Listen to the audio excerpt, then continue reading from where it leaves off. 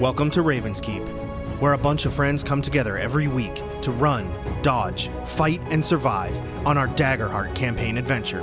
Come along with us on this week's episode as we journey into perilous situations, unforgettable moments, and companionship that will last a lifetime.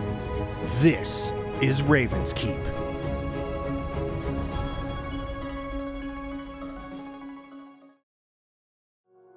After splitting up, Deckard and Clorinda, you went ahead to the City of Graves.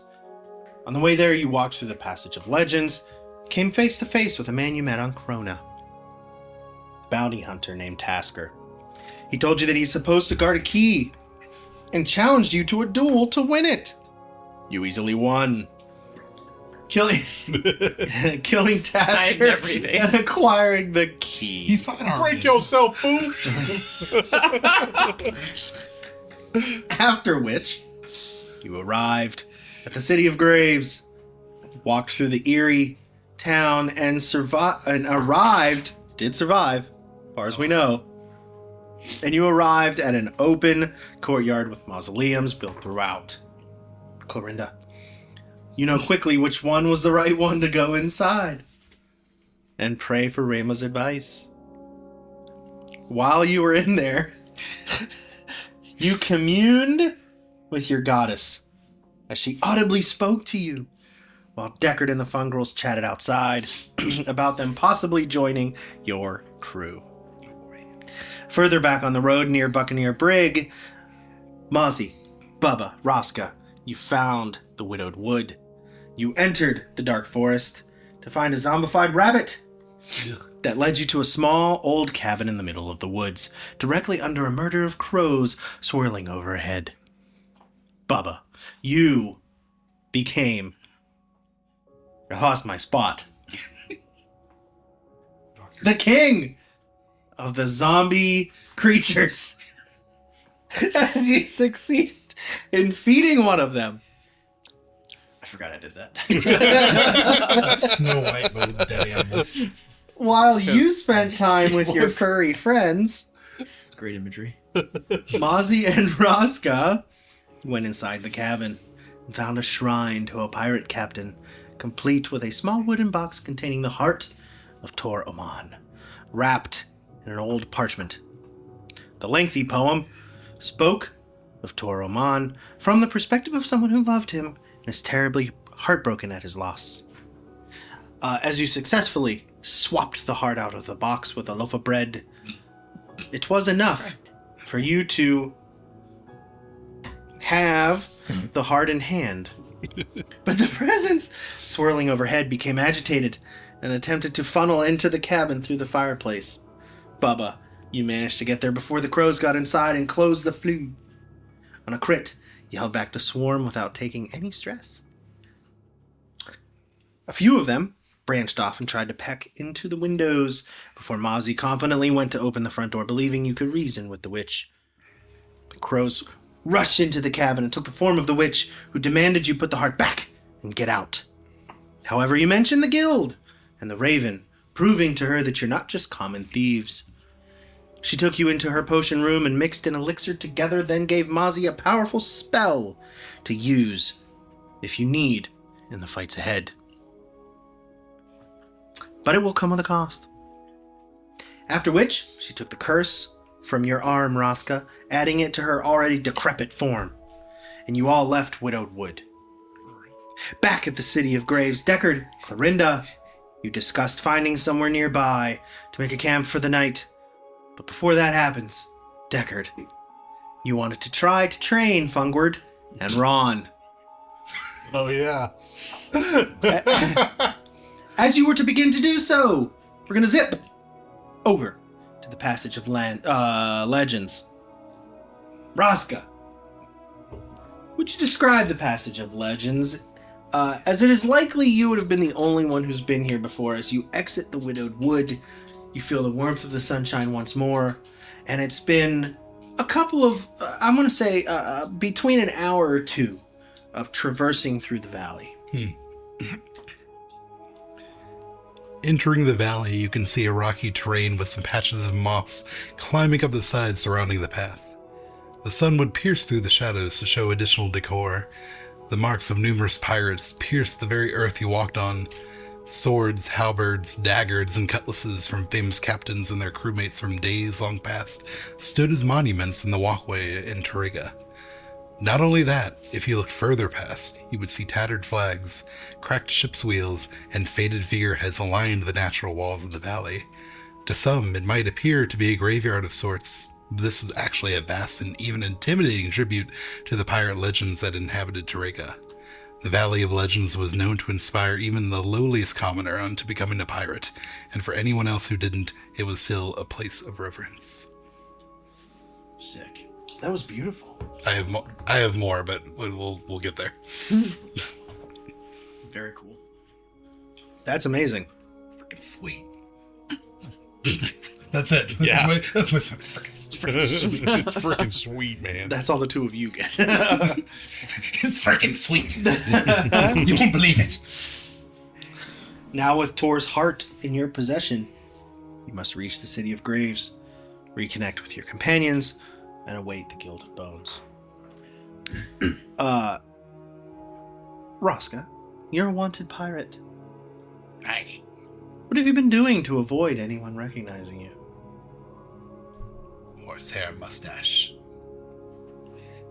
Very astute. Also, the coat is also reversible. It's a big part of your character. But this is one from the turtle ship, but it's also reversible. Oh, that's right, because you were in the captain's quarters, so you would I not be also grew donning him your out signature a nice clothing. wig, green one. That would be very.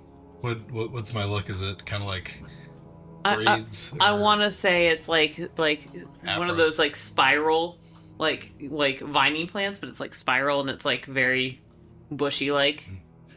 Or dreaded It's mullet. like a generous, it's like a generous mullet. Little did we know the captain of the turtles was also an actor. Amazing. Well, Speed if you win. you've got a little time as you go through the Valley of the Passage of Legends. The afternoon is yours. If you want to talk about anything or do anything.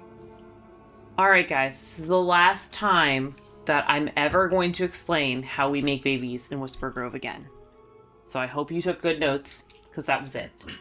Yeah, well, you know we're going to ask again, so it's just a matter of time.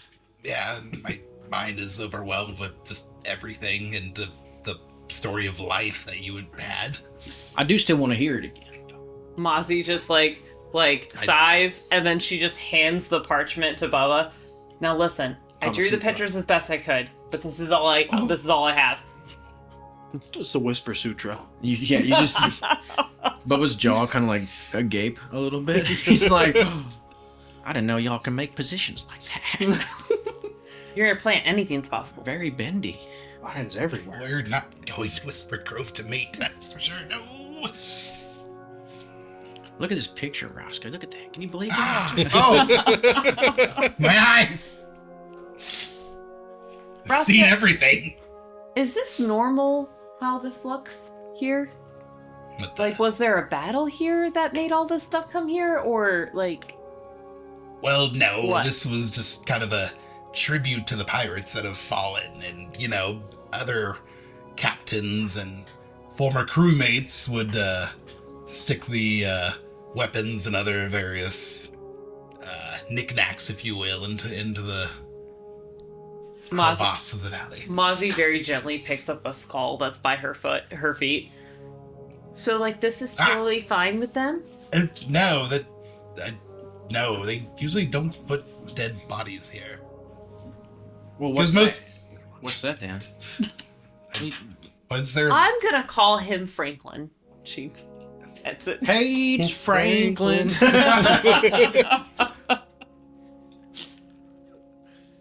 Yeah, well, that's a funky looking skull, though, isn't it? A little bit. Is it a human skull? It's a human skull. Hopefully it's not a I want to believe that jalopy it's skull. a furball skull.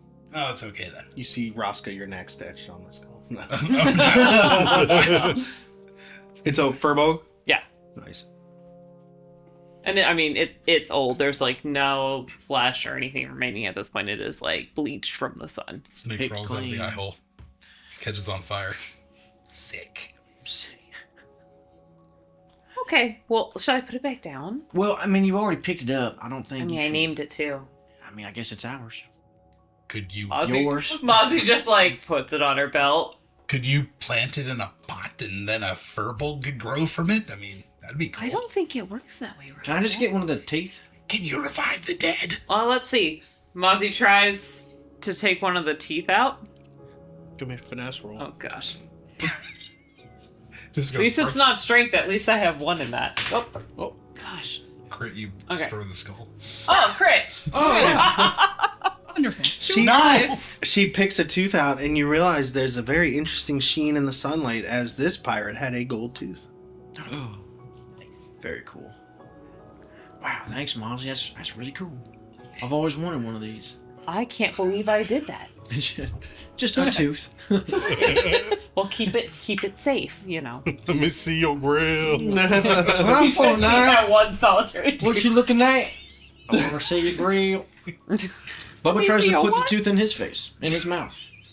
He tries to insert. Do you have any gaps?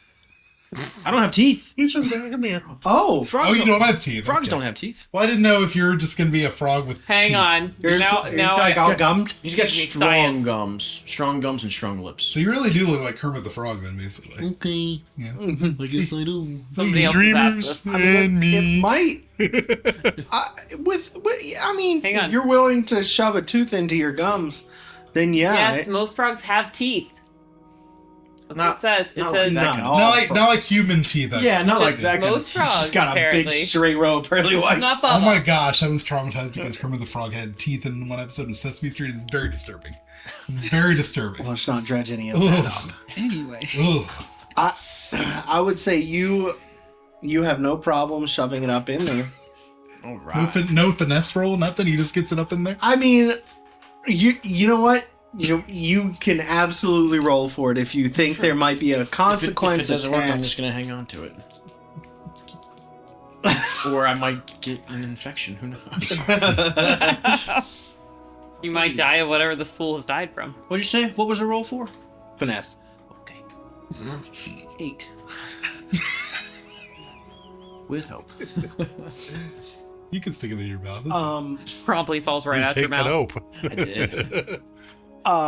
What is the sensation that jolts through your body as you attempt to shove this tooth in your gums? It's when you have like tooth sensitivity and you eat a bite of ice cream and like your whole Yes, I do. like it's just that one big shocking pierce of just cold and uncomfortableness. oh boy.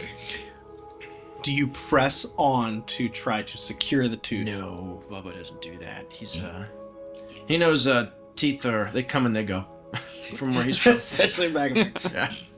They come and they go. This one's just gonna hang out. Could be worth some coin. Maybe. Either way. I mean, we can always try to sell it if there's something nearby. I feel like there's probably a lot of pirates out there who need teeth. That's a good point, Mozzie. I'll keep it in my pocket and just see how you have And teeth? if anyone asks, we'll say that the pirate was like Or do you have, like, the super turtle known, beaks? like really big in history. I'm just debating on that. Like the feet was easy to determine. I couldn't determine if I had teeth or not. Hey, what's a really famous dead pirate? Come on, Roscoe, give me some history.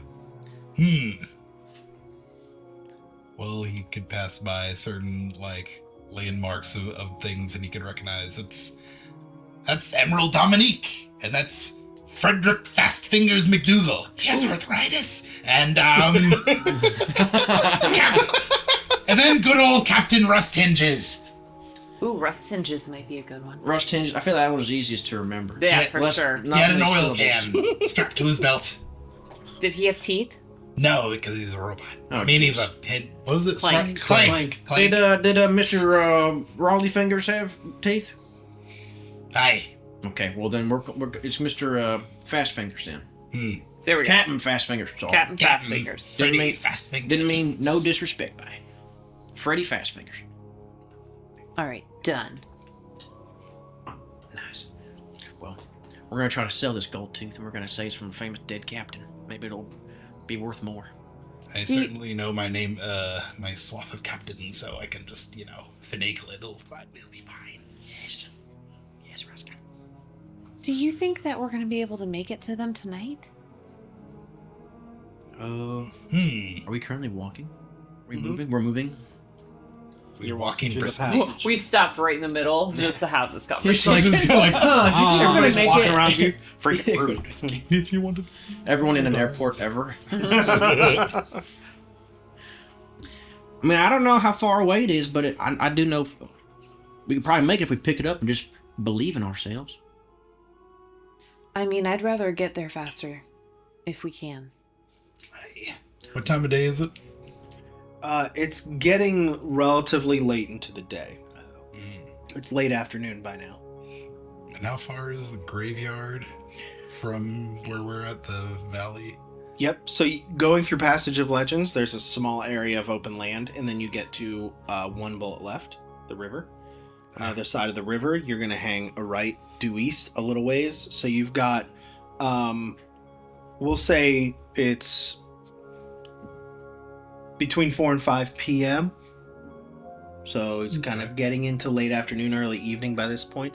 You've got about a hearty 6 or 7 hours of walkable travel ahead of you. So if you press on straight to the city, you'll get there at night. Okay. But it's within, in this world, you're very well accustomed to walking for long periods of time. You don't always have access to a horse or carriage. Right. I say let's just press on if we can. Yeah, I mean, we can always just hit up a camp if something happens. That's not a big deal. Yeah. Let's just walk until we get tired. Hey. Mozzie, Yes. I'm tired right now. Bubba, shape up. Yes, ma'am. Okay, here we go. Yep. Well, I would say, knowing Terega as you do, you have 3 options ahead of you for when night does fall. Okay. You can make a camp out in the wilds. You can head just a little bit east before you get to the river, which is where Grog Town is. You could actually sleep in an inn there, or you could press on into the night and just get to the City of Graves. All 3 presents the possibility of a challenge or threat, but, just being on the island presents a possibility of challenge or threat. What do So, you think, Captain? leave that up to you You guys. know this area better than we. Well, I'd say we should try to get to the graveyard as quickly as possible before things happen. All right, Dangerous then that's things. what we'll do. Bad things. You're in charge. Am I? I mean, I'm a captain, I guess, so. Yay! Hey, you love gotta how wear that confident you authority. are. That's Yeah, pretty you gotta wear that authority, or else we're gonna walk all over you, Rosca. Listen up, mateys! We're going to the graveyard! There we go. Aye, aye, Captain. As you do that, despite your Patooey. mustache and your wig, give me a presence roll, give me an instinct roll, give me an instinct roll to try to suss out if anyone is recognizing your friend Oscar. Open. 21 with fear. Carl Is it Sagan. presence? 16, 16 with hope. 16 with hope, 21 with fear, Sure. 13 with fear. What do you sound like? 13 Yes. with fear. Okay. As you say that, you kind of start The pressing on ahead Yeah. as the captain of this troop. The 2 of you do see several people kind of giving lengthy glances as this particular group of characters is not often seen traveling together on the island. But you do notice that most of the people walking through the valley are human in nature. They are likely merchants, sailors, tradesmen going from town to town trying to make a bit of coin before sailing off. So you're heightened as it is, especially coming from the witch in the widowed wood and all that's at stake. 21 with fear, 16 with hope, 13 with fear. You feel very confident in your disguise. Your disguise has worked thus far. You've gotten through the valley, no problem. A lot of people think that shade of hair doesn't really match the rest of the person, but I've seen it before. So they press on.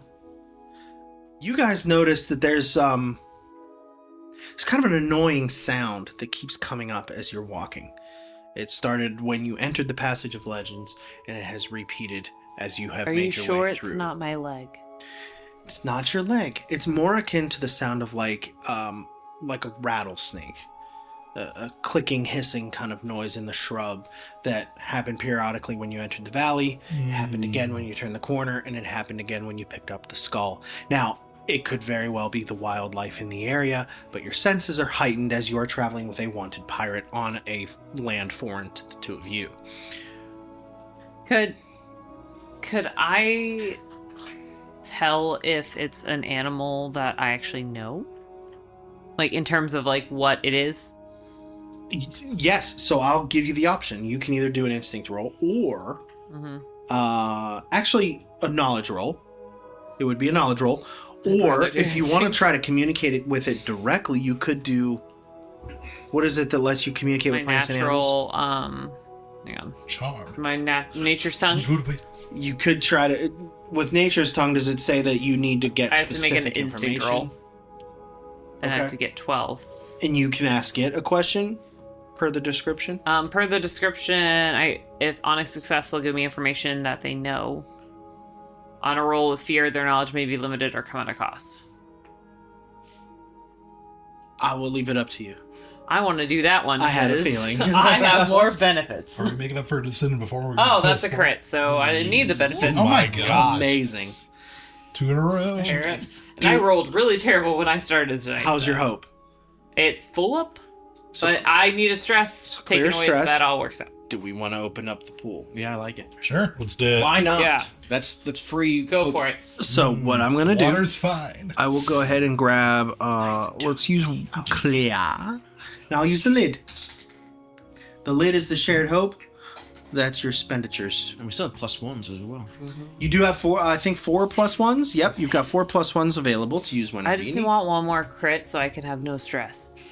Not too much to ask. What do you say to the... Are you trying to speak directly to the hissing noise or to the nature in its ether? To the noise, just to see if it'll talk. Okay. Hey, what's that noise you're making? I'm a snake. Snake jams. So you don't wish us harm, right? Come close enough and I'll bite ya. We can't hear this, right? Because No. this. We're just having a conversation. Yep. There's a snake following us. There goes Mozzie talking to animals again. She thinks we don't notice when she fellow moves in, you're with. but What about him? Showing up. Name, Nunya. surname. Business. It's Nunya business. Move along, snake. On a crit, I won't request a roll further. Yeah! Nunya. You see, like, kind of the dead, like tumbleweed kind of rattle and shake a little bit, and sure enough, a snake slithers off. Ah! Real quick. Snake. Cinder grasp. No, can I cast force transformation on it If you to want to. ensure that it's a snake? If you want to. I think I do.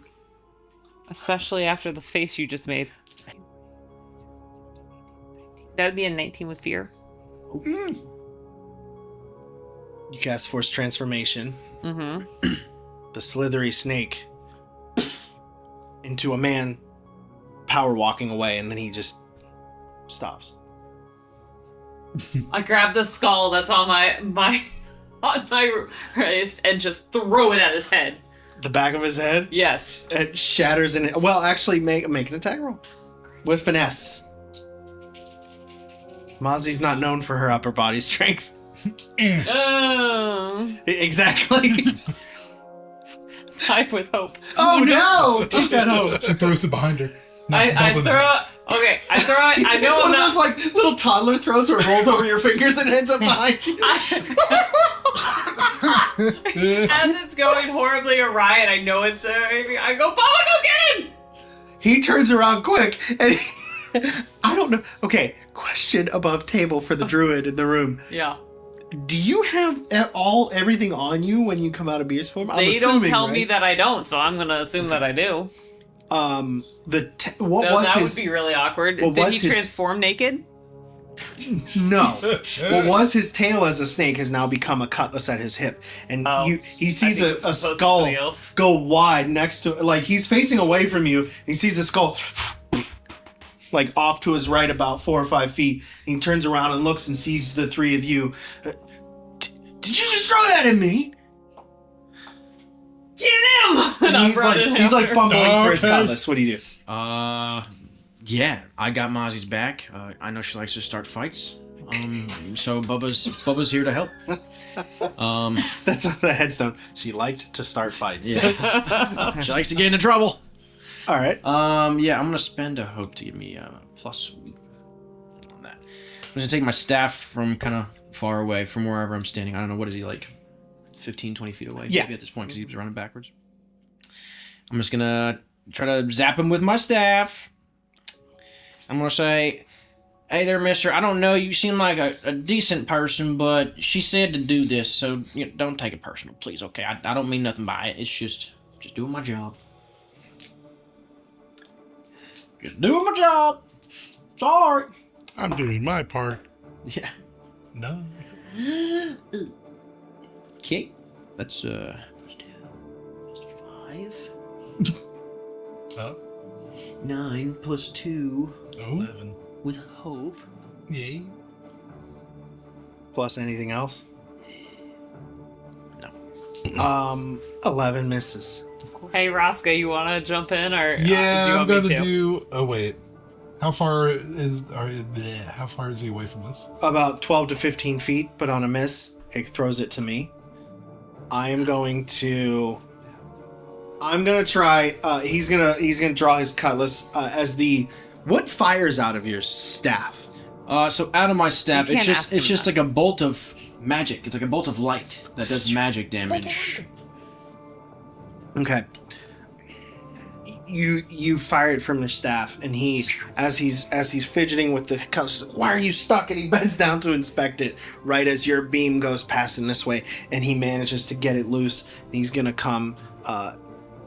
I'm assuming you would probably be closest. Did you charge him at all? I didn't charge him. No, he stayed back, so Then he's gonna come for you. that's fine. You're the one that pulled him out of his disguise. I dare him to come for me. 5. Well, So, he doesn't. He starts to charge at you with a cutlass. What do you do to stop him? I'm going to mark a stress and do shadow step. Okay, so since we're probably about 5 p.m.-ish, you've got some shadows from surrounding trees and rock formations. Right. Some stalagmites. You can totally bamf in and Some out of. swords. Yep. I am going to appear right behind him and do a shadow bind. Oh, Nice. fantastic. Spellcast roll. That's exactly what we Plus need right 3. now. I never gave you those cards. I don't give I was gonna say, cards at all for last level up. Right. Alright, so I gotta do a spellcast roll. I'm going to use a +1 token from my Seaborn. Amazing. 19 with fear. Yay! Then I will put it back. Okay, that definitely hits. Alright. Nice. So you can see from your own shadow that's being cast from where you're standing right behind him, the shadows from like your form reach up from the ground and grab him around the legs and hold him there. Does it deal anything extra or just holds them in place? It just keeps them temporarily restrained. He goes to charge you, Mozzie, and your shadow bind is what caused him to fail. He goes to charge you with his cutlass and what kind of magic is this? Who are you? First rule of druids: you don't ever say, "I'm a snake." I thought it was really convincing. Almost. But When he not- really not said that. enough. All right. Can we? Put your sword away and we can talk. He sheathes his cutlass. Who do you work for? I can't say. Hey, bud. Who do you work for? Come on. You can tell us. So charming. Come on. You have advantage on this, don't you? I do. Go ahead. I absolutely do. You can do the help mechanics since you addressed Yeah, them can I? first. So I just use the just hope, welcome right? to do It's so. like, hey, we're amongst friends. Come on. Like Just you two Just knowing a that hope, he's right? spend a hope to Yeah. add a d6 to the roll. Okay, there you go. As he's completely shadow bound, like you see like a shadow, like Peter Pan style shadow. Rosca has like started to reach up from the ground and is holding him back at his legs, bound to the ground. I'm a ninja. So this is just, that's a spell cast. And you get a d6. Plus 3. 2d6s. Yeah. Advantage and 36. That's beautiful. So many die. Okay. Well, we got it, but we got it the hard way. What does that mean? It's a lot of numbers. Oh, It's 10 plus 4. It's 14 plus 12 26. with fear. I need to start spending some fear. 26 with fear. Or you don't. Yeah, This there's could be an the one option. session you're just like, I'm just not going to use anything. He kind of looks down at his legs and sees the shadows. It's all right. Hey, bud. The faster you tell us, the quicker you'll probably let go. Or not. They'll kill me. They're not So- exactly known for their mercy. Neither are we. I can tell. Like, would you rather die now or have a chance to live, maybe like run away and live a free life Run far, away. far away from here? I don't know how long you've been on the island, but they're running all the ports. There's very few places to get off this island now that they don't watch. You can get off this island, I promise. Or we can have a new life as a chocolatier. But you gotta Sir tell us. Augustus Jabberwocky.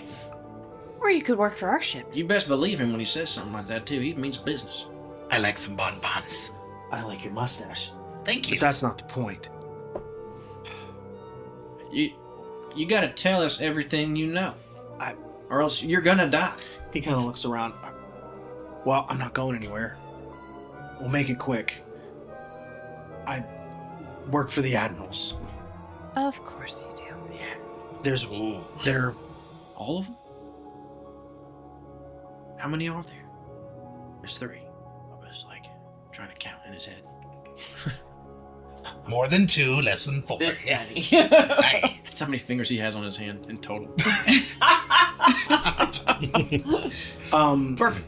As he is talking to you, I'm just gonna make a roll. It's non-threatening to see if he can kind of see a little bit through your disguise. Well, I mean, I would assume he kind of already knew if he stopped us, right? Or is No, that he wrong was of me to slithering assume? away, and you forced transformationed him. I know, but he'd be a little sketchy. And he works for the Admiral. Oh, no. You rolled pretty good. Okay. your friend. Does an 11 beat your evasion? Nope. Ah. Well, if any of you were one of the pirates that sailed in and out of this port in the last few months, their occupation goes far. The reach is everywhere. There isn't any fighting them. And You know what that sounds like to me? Just sounds like y'all just soft. Right, Mozzie? They just sound soft and Okay, pathetic Little and bit weak, isn't it? desperate. we'll see how soft you are when Little you bit. face them. We'll see what happens then. Who says I haven't already? You don't even know what I've faced yet, boy. Better shut up. You better shut your trap, And friend. he doesn't talk like this, so you know you better watch out. Look, you can issue all the threats you want to me. I'm not the real threat to you. I'm just a spy. Yeah, that's a threat, ding dong. What the heck you talking about? You're a threat to our very livelihood and existence. I'm not the one pinned to the ground. You are. Wait. You are. You're not the one pinned to the ground. Correct. Don't You're do not your a reverse very good- We psychology don't on want us. Jay in the sun. You're not a very good spy, are you? You're lucky that we found you. They don't pay Or much. you'd be dead already. Yeah, you probably are to be dead. Ain't no doubt in my mind. There ain't a shadow of a doubt. Oh, Roscoe. In my mind. Careful. Echoes. Hello, birds. Careful with that laugh. You never know who's around. Look, you're gonna let me go. You're gonna kill me. Issue all the threats you I'm want. gonna, It's I'm nothing gonna I slap you around a little bit first. Maybe get some more information out of you. Like, what's your name? Snake Man. Jake. Jake's the snake. Jake the Snake. Is it his? Jake the Snake. He just really went for the whole snake motif. Is it totally did? Jake the Snake Roberts. Jake Roberts. My name is Jake Slizzler. Jake Slizzer. Slizzer? Slizzer. 2 L's. Slizzler. Slizzler. Is that like a legitimate last name? Like your dad's last name is Slizzer No, first? it's a failed restaurant chain. Well, I'm sorry for your loss of profits. You know?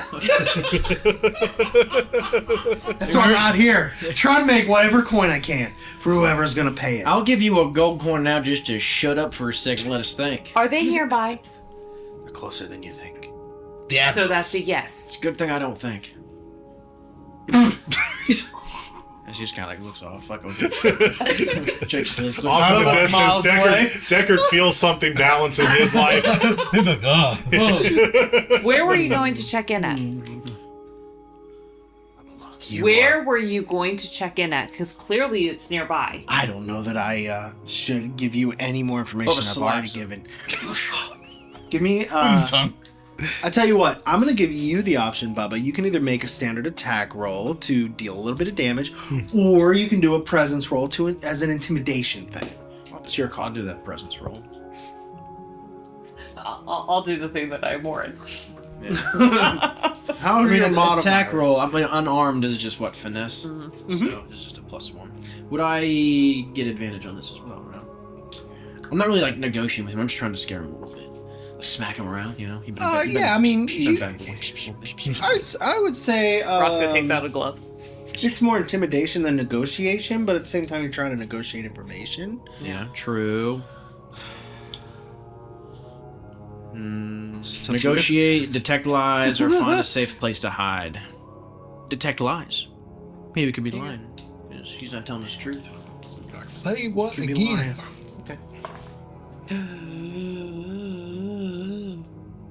All right. No. Sorry, my brain. I'll help you. 9 plus 12 21. with hope. Nice. Take that hope. Show. What was your question? I forget. No, he was just like beating around the bush of answering, so he kind of just like real quick, just All right, all right, all right. brings up his back. Yeah. All right, I put my cutlass away. Let's act on a show of good faith here. You want to know where they're at? You know, I don't think I want you to tell us. I think I want you to show us. Oh, I can't do that.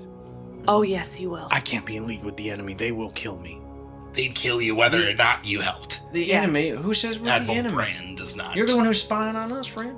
Mozzie's gonna take out her 50 feet of rope, and she's gonna tie him up. So much rope.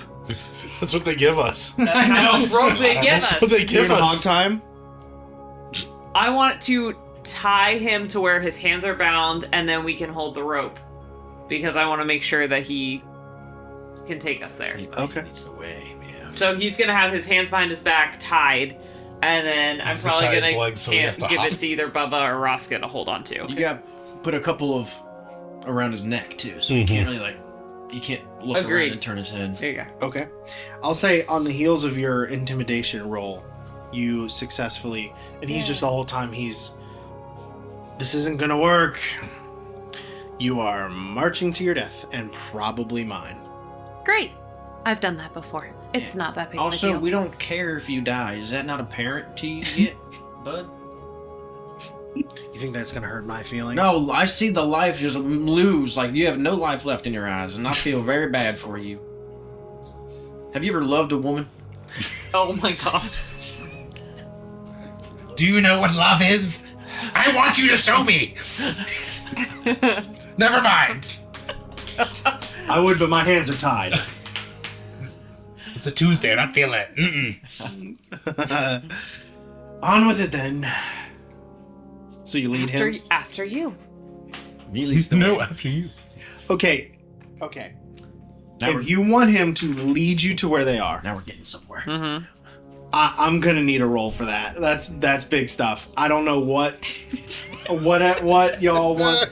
I would say no. if What you would want that- to try and strong arm him, a strength roll. If you want to try to intimidate him further so that he will literally lead you to the bad guys' presence. You Okay. can do a help roll. You can even tag team this if you Yeah, want I mean, to. I just want him to take us to the outskirts of where they are, so we have a good general Yeah. idea. That way we can scope it out. I mean, could I technically do like an melted offensive. instinct to see if I can Yes. perceive or navigate or sense where they are? What, the You admirals? could, you could turn into a bird. Yeah, but you don't need him for that. You could be a bird, Ozzy. You're getting a lot out of this guy, but if you want him to lead you to the bad guys, I'm Okay. gonna need one more roll. Hey, how important are you to this operation? Crucial. Instinct roll. Is he lying? How important are you to this operation? Tell me the truth this time. What'd you roll? A lot. 16, 20, 23 with hope. All right, fine. Tell me the They don't truth. even know my real name. Do we know your Jake real name? Slizzler. Jake Slizzler. It's a John Country cooking. But the That's his brother. we're all named after failed restaurant chains. You should meet my cousin Carlos O'Kelly. No, Too soon. Carlos, okay. Too soon. Everyone starts Poor weeping. Carlos. I love Carlos. The chips. They have the best mediocre queso ever. Look, they might not know my name, but they have. Spit it out, Mr. Slizzler. I don't think you're have- that important to you. Them. That's because they. It's broken. There's spies everywhere. You guys broken, guys. Didn't mean. It's about Yes. time. Can we This all according to can we plan. fast travel over to Fungward and Ron? No. Say a joke. They got spies all over the island. Who are they now? Again. Onward. You rolled 20 something with hope. Yeah, it was like a 23. Fine. Dead man anyway. And he leads you on through the passage of legends. He's a happy, positive man, isn't he? Well, he's gonna turn his life around one way or another, and who knows, he might come out a better man at the end of this. Or If he takes us to where he's actually supposed to, then maybe, we'll have something for him. It's not dead. Listen, Mr. Slizzer, I need you to stop before you get to their place.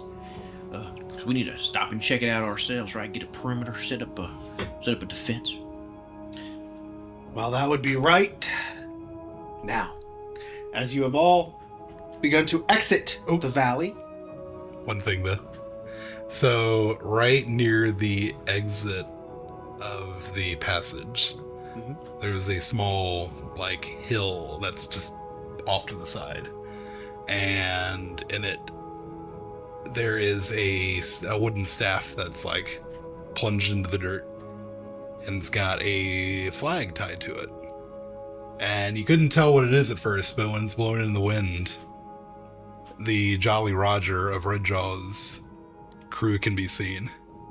And it turns out it was the prototype flag that Bondi King Glory, the sailmaker of the crew, had before he lost to Admiral Brand at sea. So Roska kind of goes up there just briefly. Did you, Roska? Are you... you watch as Roska kind of veers off. yeah. I just need a minute here. That's all right. Yes. Bubba walks behind you, kind of pats you on the back.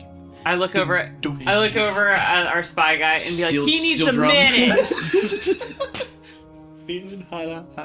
What? I go look over at spy guy and I just say, he needs a minute. Take all the time you need. He just takes a couple minutes, and he's solemn at first, but then he just bucks up and gives a little smile and just kind of tips his hat at the monument there before he walks on. So More pirate lore. You said your crewmate, the sailmaker, was lost to Admiral Brand? yeah, the ribbit Bondi. They're not all good. Ribeye. He was a good guy.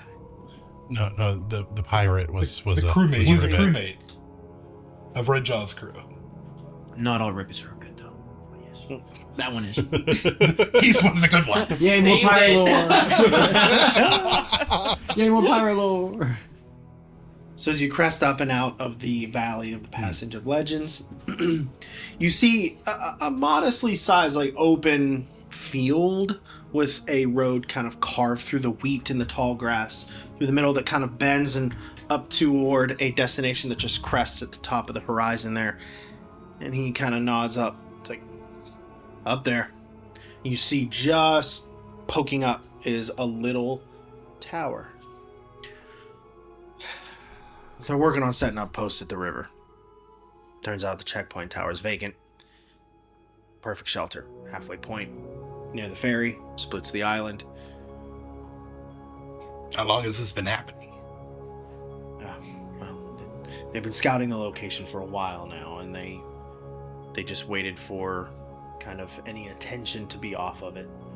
Apparently it just became totally vacant not a day ago.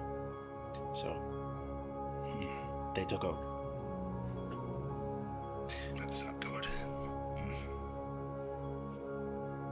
I am willing to let you go if you do not warn them. But if you warn them, I will kill you. Honestly, think about it. Like, do you think that's a good idea, letting him go right now? I think it's a good idea. No one asked you, Slizzler. Stupid name. dumb, stupid face name. Salad bar. Mozzie, is there a tree Stupid nearby? boy. You've got a little ways till the tree line on the west side of you. It's more of just an open kind of wheat field, but there were some in the valley you just left, so there's Was there 10 to was 15 there yards a behind you. big tree? There's a fairly sized oak tree growing out of the side of the hill that crested the edge of the Passage of Legend. Hold that thought. And I'm gonna go back to that tree. Mozzie's going to touch the bark, and she's going to have a conversation in plant with this tree. And then she's gonna come back and she's gonna be like, "We're attending to that tree." What? I think that's a better idea. Okay. And then that way we don't have to worry about him. But the tree will take care of you. I can walk you. No, No, I think you being at the tree is a better idea. I agree with her. There's too much of a risk of you telling anybody. I want to believe you, but at the same time, like the name and this, I'm a snake. I'm sorry. I just don't trust you enough. I want to trust you, but I just don't. And I have people dying and waiting on me, so I can't waste any more time on you. Roscoe, you're good at tying knots, eh? Aye, sailor knots, quarter knot, half knot. Not. Eighth knot. You want to tie this man up to that tree over there that Mozzie's pointing to? Ah, yes. I'll use my fabled Don knots. Just try not to hurt the tree in the process. As you begin to affix him to the trunk of the tree, I'm going to spend a fear to see if he can beast form into the snake, get out of his bindings, and slither away. Do I have to roll for beast form? Hang on a second. I don't have a druid page pulled up. I think you do. You have to roll to get into a beast form, right? No, you have to. Sorry, I wish. Mark a stress. You have to either mark a stress or you need to use 3 hope. Well, He's going to mark a Stroth. That's fine. As you begin to bind his wrists, he begins to beast form into a snake. He drops through, and the ropes kind of dangle loose on the trunk as he coils down and drops to the ground and tries to slither away. Mozzie. Grab his tail. Mozzie is going to cast it again. The Force Transformation again. Okay, you need to beat his 12. Okay, so 8, 9, 10, 11, 12, 13, 14, 15, 16, 17. What? 17 with fear. He slithers, poofs up, and he's like power walking again and just stops. Come on! Stop being stupid. I'm gonna mark a now second I just want to stress. kill you. I'm gonna mark a second stress, spend a fear, and he's gonna boof into a snake. You silly snake I'm man! out of here! And he's poof, and it's slithering away again. We can. I've only got 2 more stress left. Well, I don't want to keep rolling for things. Can we Pin his just kill tail him with now? a dagger. Let's just kill him now. This is You're gonna this is kill him? such a You're waste of Cut time. his head off. Cut the head of the snake. Yeah, I want to cut his. Cut his head. He's trying to leave. Cut his head off. You got nothing. Give me an attack roll. What do you mean he's trying to leave? If he had just done the right thing and let himself be tied up, then he wouldn't be. Okay. He led you to where they're posting up. Yeah, welcome to the real world. Right? All right, Sometimes you go don't- for it, Rosca. Sometimes things are promised to you, and it actually doesn't happen at all. You want to cut his head off? Got him. 11 with hope. Take that hope. I'm filled up. Add that to the pool. So cool. It's only on a crit. Oh. Who? So, and we may adjust that. We'll play around with that idea. No, but we may adjust it yeah. to a regular roll. So good. You go to slice down the dirt, and he slithers just outside of your blade and kind of manages. Yeah, you miss. He manages to wrap around the blade and go. Continue on. Slippery. Okay. I'm gonna have him make an agility roll to go to far range and out of sight. 16, and given that this is not harsh terrain, there's really, and it's actually tall grass and wheat. Rosca, I'm gonna set the field on fire. just burn it down. It's your answer to everything. Just I burn love it how down. this is so important to Mozzie. That he dies. He goes to See, the maidens slice use into that the wheat for ground, their and bread. it's nothing but dirt. The snake manages to dodge the attack and slithers into the tall grass and wheat in the field beyond. I cannot see him anymore. He's out of sight. You can try to clock him in the movement of the grass if you want to try and follow along with him. If you do that, I would say give me an instinct roll. I want to see, because I want to try to see if I can use levitation on him. I can only do it if I can see him, though. Okay. So if you beat his difficulty of 12 on an instinct roll to try and spot him, Okay. then you got it. Then I have to roll Roll for the levitation, spell, right? yeah, spellcast roll. Okay. 11. With hope. Could we? That's just a bad one. The breeze picks up a little heavier, creating more movement in the wheat and the grass, making it harder to spot his. Could we tag team it? Where I spot him and then you levitate him? If you'd like to do something like that, yeah. Yeah. Can we do that? You absolutely can. Okay. If not, I'm turning into a predator of some kind, and I'm gonna eat him. Oh, Spend 2 hope. Okay. Spend 1 hope as the sister. Go ahead and roll your instinct rolls Instinct roll. to try and beat his difficulty of 12. Okay. I'm gonna use I also no. I a roll. token. You both roll just like we would in a tag team combat encounter. All right. Worse. Not worse. Oh, 12. 13. with Hope. with Fear. so we can take 13 with hope. You each take a hope. Right? I don't get one. You don't get one. I don't because get you're one. the He does. sister. Right. So take 1 hope back. Mm-hmm. 13 with hope. So how do you tag team in spotting and levitating? Paint this out for me.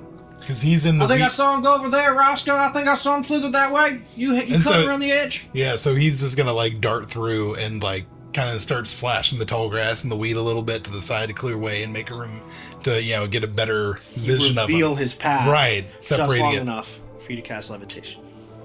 And then once he's airborne, you cut his head off. Oh, Yes. I thought we were just gonna stop him. Nope. Nope, not now. Nope. He's dying. We're into that. This is a +5. I could get a snake skin duff Fantastic. That's right. or boots. Keep the snake skin. God, what are you doing? It's fine. It's a +5. It's okay, but still fear. 17. With fear. Okay. You cast levitation, and you all see a slithering, chaotic snake slowly rise up above the grass and wheat level. Put me down! So I gotta assume. Hear me out. He can't defend himself. He's got no arms. Truth. He's floating. Come close enough, I'll bite you. He's floating, so he can't move. Rosca just takes a hack. Could I? There's got to be Hackety advantage sack. on that attack roll, right? Well, maybe you could say something. Build this up for us. Would you say Help us with You want to use it now? Bubba is Use it in whenever you melee range of the snake? You can put yourself in melee range of the snake. Is the snake within melee range of Bubba? No, I No. would say he's probably under close range, within around very close range, 10 to 15 feet. He slithered. Could I sneak attack it?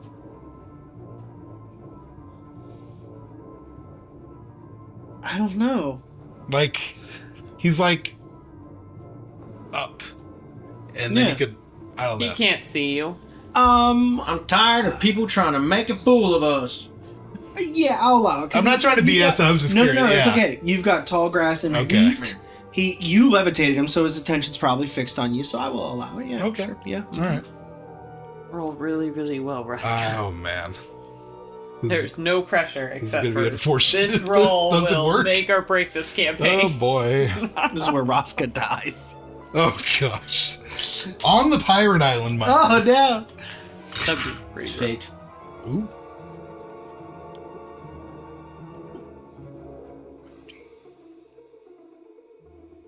$22 with hope. Yeah. Take the hope. That definitely hits. Roll for damage. All right. I'll say this: if you deal more than 16 damage, you kill it.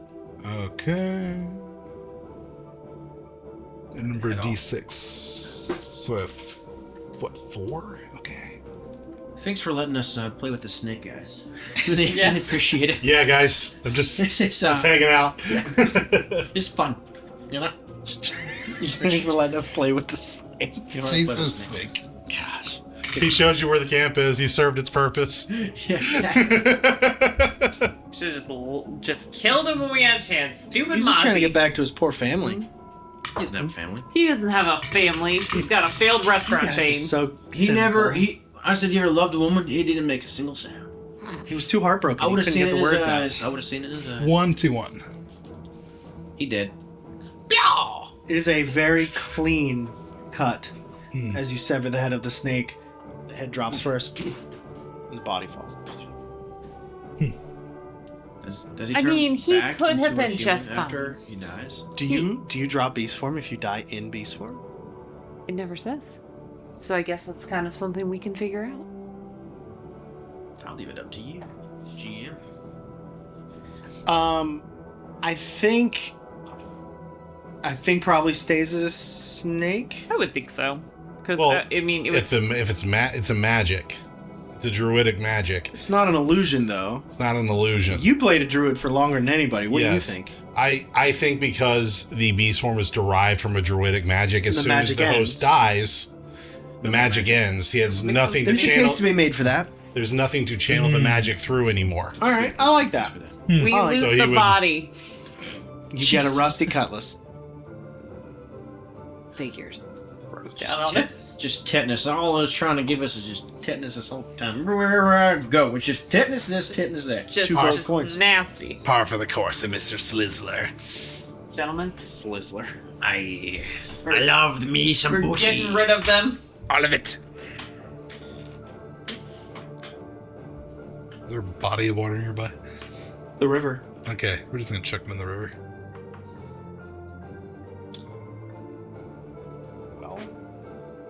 I love booty from a man. Are you guys so? Phrasing. you, I love killing a man and taking his booty. Phrasing. worse. You do see the field ahead, and the tower poking up, like so many cents. and the river is up the road a little bit. I have the booty toss. Should I scout ahead and just see what we're getting into? Yeah, what you plan on turning into? What are you gonna do? Well, Octopus? we're... Please, the You know, octopus. it's actually almost nighttime, so I'm gonna turn into an owl. Who? Exactly. Mike Jones. So I am going to turn into an owl, 8, 6, 4, 4, and I'm going to spend 3 hope to do it, so I don't have to use stress right now, because I'm pretty stressed. Okay.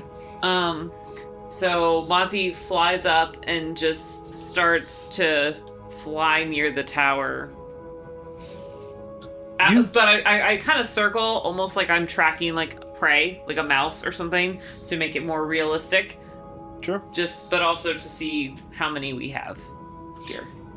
You see a few figures at the tower that are loading in some crates into the entrance of the tower, which is next to a bridge that extends the width of the river next to it. 2 people you see at the moment that are loading crates in. Next to the bridge, you see 2 horses and a carriage attached to the horses. And you see a third person loading the crates off the carriage. You don't see inside the tower at the moment. There aren't windows or anything. You see like what looks like a big flag hanging off the front of the tower, flapping in the wind. The crest you don't recognize. Okay. So all in all, you see... But do I know enough about what it looks like that I could tell Rosca in case he would know? You could relay the imagery, absolutely. Okay. So I'm going to fly back to them. I'm going to stay in beast form for the time being. And I'm going to tell them everything I just said. And because I told you everything there, for bird's eye view, the first time any of us make a roll to act on this information, we gain advantage on the roll. Yeah, that's fantastic. So let's just keep that in mind. As she describes the flag to you, which was a circle, inside the circle at the bottom looked like waves. Above the waves was a flintlock pistol with a sword. And you know how like they would take the big metal rod and ramrod. You know, thank you. It's like that, but it's a sword that's going into the barrel of the dagger, and then there's some shapes and insignias behind that, kind of creating this ostentatious kind of crest or logo, if you will, of the Raw Naval Forces.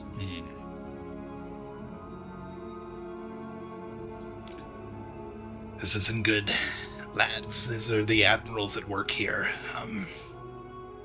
Now, we'll say, Mozzie, the men that you saw, they look like deckhands. They were wearing very humble cloths, like with the, bandana on their head and kind of a headband, like things, a little more practical clothing to keep themselves cool in the heat. No one looked of upper ranks. Okay. Not that you saw. How far away from the tower again is City of Graves? Once you get on the other side of the river, you're looking at a couple-hour walk. Now, you actually 4 or 5 hours walk. You'd get there faster if you had a horse and carriage. I'm gonna try to talk to Ron. Okay. And see if maybe we can get help. It'll take several hours. Well, I know that, but I'm just saying maybe it would be better for us to tag team this battle with friends. You only see 3 deckhands, but you're welcome to call in cavalry if you want to. You also don't have to fight them. You do have a mustache. Yeah, right, dude. Can't you just go across the bridge? Yeah. It's up to you. What do you guys want to do? I miss Deckard. I know, he always knew what to do. Well, right now, He's so warm. there's not much we can do at this point. It might be best to continue with our original mission and go to the City of Graves. I mean, I could poop on one of them. You could. I mean, so could I, really. If that makes Think about anybody it hard feel... enough. If that makes anybody feel better, I can do that. Make a finesse roll. Roll for poop. oh boy. Crit. No.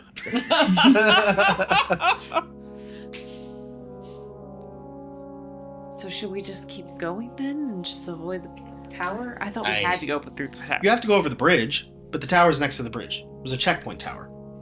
Was this the same bridge I killed Tasker on? Yeah, right. They may not know that.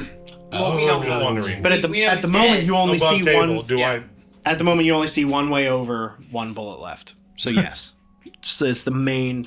There are other bridges further down the river, but it's like on the other side of the island. I mean, I could also try to lead them away, if need be. The corpse of Slizzard, like, floats by Tasker's Is that a body. headless snake? Yeah.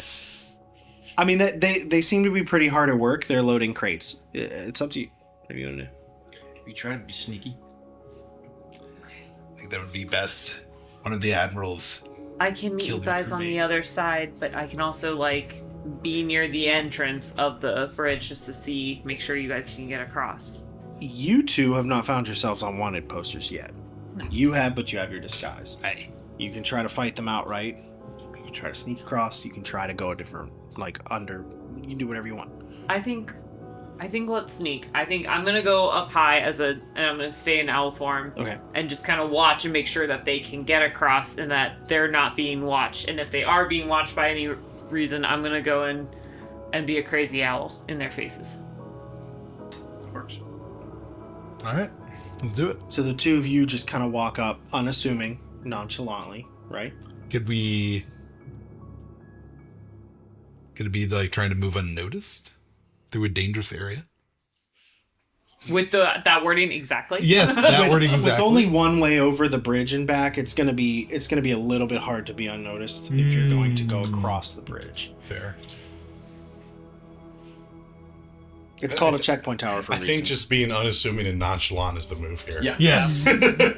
Just like So there we go. You're just walking across the bridge like you would. We are going to use stealth expertise, but unassumingly. There we go. That's meta stealth. That is meta stealth. Yes. Yes. I've got It's blending into the crowds in Assassin's Creed. Yeah. Yes. Find a bench. All you do is sit on the bench in there. You're That's exactly Yeah. right. I'm going to use this new ability one way or the other. Okay. Maybe So- not now, but So once you get to the you get closer to the bridge, you can see that a couple of folks have come back across the other way, and they have the deckhands have stopped, and they're speaking to the folks that have come back across. One of them has what amounts to a clipboard with some parchment on it, period specific, and he's having the people coming across write something down, and he puts out his hand, and they put something in it, and they walk past you. They press on with their day, and the two deckhands continue to load crates into the tower. The horses in carriage are a little bit kind of off to the side, and there's a third guy unloading the rest of the supplies off the carriage, and then the two are picking them up and loading them into the tower. As you begin to head on to the bridge, one of them, as he's like, "Oi, you there? Hold a moment." And he hands the crate to another deckhand. He heads over. "Oi, what business have you coming here?" I poop on him. God, Mozzie. Jeez. Give me a finesse roll. oh boy. And Just, we're going to die. Not like, it's just like a bird pooping and going, Mozzie has That's a acid crit. poop. Oh my god! This is diarrhea. Yeah. Your crits are the most ridiculous crits to try and make work. She's Yeah, trying it's to, 3 crits tonight. you're trying to compete with my crit. record, aren't you? Yeah. What? Remember for that one day? Oh. Yeah. Crap crit. Crap crit. Crap crit. On a crit, you guys, what business have you doing here? And it just hits him square in the forehead, and it just oozes down his eyes. Oh, God! And he waves you off and runs he runs into the tower and wipes it off. I think I run into the river. It was like Wilhelm scream. He So Spoopy crit. not gonna interrogate you, so that's good. I hit him with the. All right, Granny. Let's get all across this bridge. We got places to go see now. Come on now. I'm gonna spend a fear with the mustache. as you hear a horse slowly cross the bridge It's horse and boots. next to you. Roscoe, Horse and boots. I'm not even gonna request a roll because you know this person. This man is very well decorated. He has the squared off shoulders and everything. and you just happen to kind of like look up, and you notice someone coming by on a horse. You look up, and as you look up, he grabs a pipe, and in his other hand flicks a little bit of flame and lights his pipe, and you recognize this is Admiral Brand in the flesh. And he goes past you, and he goes to the tower, and he hops off the horse, and you can hear him behind you yell to the men, "How's it going here? Are we all set up for the night? Have we been checking in everybody and their comings and goings?" And he's kind of barking orders and stuff. Now, I leave it up to you what you want to do. Roska is gritting his teeth. His beak. Hey, Big hey, teeth. Hey, Granny. Clenching his Everything okay? cutlass pretty hard. I know you're feeling a little sick, Granny. Maybe maybe let's just get across this bridge. You hear a screech of an owl in the distance as it goes around the field again. Who? He's the one who killed our crewmate. That's the one. Time and a place? Is this the right time? You can hear him berating one of the deckhands. Now you listen here, I don't care what hits you in the face. You stop people as they come and go, and if anybody refuses to pay the toll fee, you send them right down the river. Do you understand? He just totally berates the guy. Let's keep going. Let's keep going. Come on. All right, I'm with you. I'm with you, Captain Granny. Come on, Granny. It's okay. You're so sweet. Captain Granny. You're so sweet and fragile. Why am I the granny? I don't know. I was supposed to be Sir Jeremiah Galoob, the master chocolatier and cake man. You look like an old lady. I don't know. With a mustache. Mustache and a wig. That's how old you are. Your facial hair. I'm the one picking the identities next time. You could have said no. I don't know what you. I didn't say yes. You have. You have free will. I have a mustache and a cape. Why am I a grandmother? I don't know. Let's go. Come on. Hey. I think we're making too much noise. Let's go. Keep pushing. Once you get to the other side of the river safely and undetected, you see another bird swoop down next to you in the sky and fly down to Roska. And you see it flies into view, kind of lands on a nearby branch as along the road is a beautiful multicolored parrot who has a small rolled up like scroll piece of paper tied to his leg. Oh. And he stands on the branch looking at you, and he kind of flaps up off the branch and flies straight over to you and lands on your shoulder. I have a parrot now. And he takes the message from the leg. Mm-hmm. It is from Captain Redjaw. Oh. Says they are making their way now to the tomb of Toroman, and that the other pirate lords are said to meet you there in a very short time.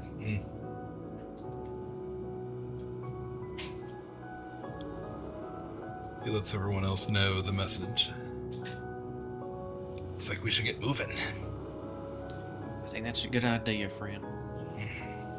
After you, Captain. Takes another scornful look in the direction of the tower, but shakes it off and keeps on going. I promise, Roscoe, you're gonna get your revenge. Hey, you will. I promise you. Bubba looks up into the skies to look for an owl, and he just does one of these. Get a move on! Sco in the vote. So you guys were pressing on straight to the city of Graves, correct? Mm-hmm. Straight on. As the sun begins to set, we zip to the city of Graves. Yeah! Are you training the Fungrels in the city of Graves or on the outskirts near camp? Oh, Decker found a beach. We're shirtless playing beach volleyball to 80s music. Volleyball. You are relatively near the coast of Terragon. You can be my wingman. No. But no, yes, Deckard is Like 1920s beach shorts with the top hat. the top hat. Yeah. Hot. We're definitely Seeker's the at the best. City of Graves because we have nowhere else to go.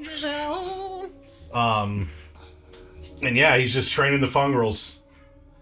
He somehow, he just had like a spare dagger that he would give the Fungward because he's, a decent size. With Ron being so tiny, he found like a sewing needle he just had like in his pack. Amazing. And just like essentially train him to use it as like a rapier. Just poke. Stab and poke. Just poke. Yeah. I love it. Yeah. Just being a nuisance. All right, Ron. So what you want to do here is just stick him with the pointy end. Oh, say no more, boss. I got this. He walks over to like a It's just like a dead bird corpse I shot. he walks over to a dead bird corpse. Duck. Oh no. First you want to go for the vitals. Ugh. And he like slashes at its neck. No. Oh, Stab. Not slash. Like this. okay. I can still get the vitals that way. And he like stabs it straight into its chest. It's like, but that might not be enough. We need to get fluid in its lungs. And he stabs like into the midsection of the bird. And then we gotta make sure it can't get away to tell its friends. And he starts to like try to like saw its like little bird foot off with the needle, but it has no sharp edge. Oh boy. Hired him for us. Yeah, well, I've never really done this. I've just only Just stick him with the pointy end. You can't even imagine how long it takes for me to read a whole page of a book. So I just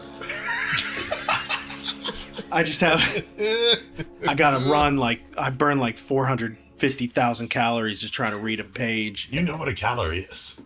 Well, sure. I mean, I've got about, an innumerable amount of steps per your one. So I burn Good a thing you lot. fit in my pocket then, right? Yes.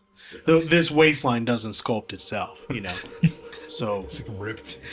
And Fungwood, how you doing over there against that stick dummy? I don't really know what to do with this. I mean, he's very elusive, and he's totally missing this, not moving. Still talking. I just can't see. If air was something you could kill, it'd be super dead by now. But I think you'll be best suited in the kitchens with Mikhail. no, that Oh, would yes. probably be the best for all. Oh my of us. gosh, both of them together. Yep. Yes. I'll slay some vegetables. Isn't that kind of like... You know what? Never mind. Very good. Very good. Just keep up the great work. Thanks. One of these days, I'm gonna hit him. And he's just like, it's like the most noodle-armed attempts at a swing and a stab. Do you have anything lighter? I don't exactly have much opportunity to build my upper bodies. Dagger's like this big. It's like an 8-inch dagger. It's very heavy. It must be full tang, I've never used one myself, but Say tang? Yes, it's the part that goes down to the handle. Oh no, I was thinking about the orange juice. The orange juice. Never mind. It's I not think juice. right. It's selling out Orange juice. drink. Just keep Purple at it. stuff. Keep at it. You're doing great. Well, And, practice makes perfect. if your arms get tired, just go block the window with something. Oh, they're almost exclusively tired. If I could put them somewhere to just, then I would do it. But they're just always hanging around. Just don't rip them off. Well, see, it's not that big of a threat for us. It'll grow right back. I have it on very good authority. That may not happen. Well, then that brings up a whole new level of fear. And, well, as you well know by now, if anything is a threat to Bongwood? life... Bongwood! I know. Right now, I'm just paying you to try to hit a stick dummy. And I will do my best to deliver on what you're paying for. So far, it's all gangbusters, but... Why don't you take 5? Go bother Clorinda with something. Hey, she really loves it when you try to pry into her secrets. Oh, well, we all have those. Okay. Well, I'm going to put this down because I don't want to accidentally, I haven't hit a stick figure all day, but I might stab her, and that would go against the security deposit. And our boss will be really angry, so I'm going to put that down, and then I'm going to go say hi to Clorinda. Very good. So I'll be over there if you need me. Ron, how's it going with that bud? The bird has been skinned, defeathered, Oh gosh. and like he is beginning to like dress the bird into different cuts Oh my gosh. for dinner. Yeah, it's going swimmingly, pal. It's really great. If everything we were trying to kill was already dead, it'd be no problem. I was just making sure your farm was good, and nice field dressing. Yeah, my form's just fine. Great job. So you see, like Fungward just kind of glides off. Hey, Clorinda, what are you up to over here? You're a little Miss Quiet. So Clorinda is kind of sitting, kind of curled up. She's just like kind of twirling her locket in her hand. She's kind of zoned out a little bit. Like she's got a book, but she's not really reading it. She's like flipping the pages, but still not really reading it. So she doesn't even really notice. Well, that's okay. I can do the talking for the both of us. I mean, I have found that the best conversations are often one-sided. As soon as you start to have double conversations, then it's like, when does one stop and the other one... Fungward. Why are you here? Oh, Mr. Decker told me to get away from him, so naturally No, I just made why are my you way here? over to you. Well, do you think maybe you could go and do something else? Well, like what? I don't know. Maybe go and pick at grass or read a book. I've got plenty. Do you want to borrow one of mine? Oh, I would very much love one. I'm often tasked with reading Ron his bedtime stories as he's getting ready to tuck her out. Reading is quite the exercise for him, so I usually read him his bedtime story. So, yes, if you have one to spare, I'd be happy to take it off your hands. I don't believe I have any bedtime stories, but you can borrow this one. And she just hands him like a big old yellow book.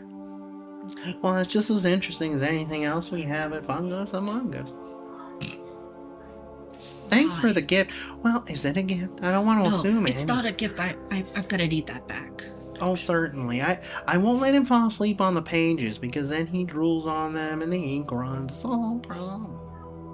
Oh, and oftentimes I forget he's sleeping on the page and then I close the book and I think I killed my friend, but so far so good. Right. Okay, you can go away now. It's nice talking to you. Well, if I can't come here and I can't go there, where should I be going? Over there. She just points in any Just off in the wilderness? Yeah. Over there. So you see, well, all right, and have a nice time in your solitude. Right. Thank you. He just slowly turns and walks off into the nothing by himself. Now, after a long day of training these two fungrels, a few spooky moments here and there, you've hung by the City of Graves much longer than most.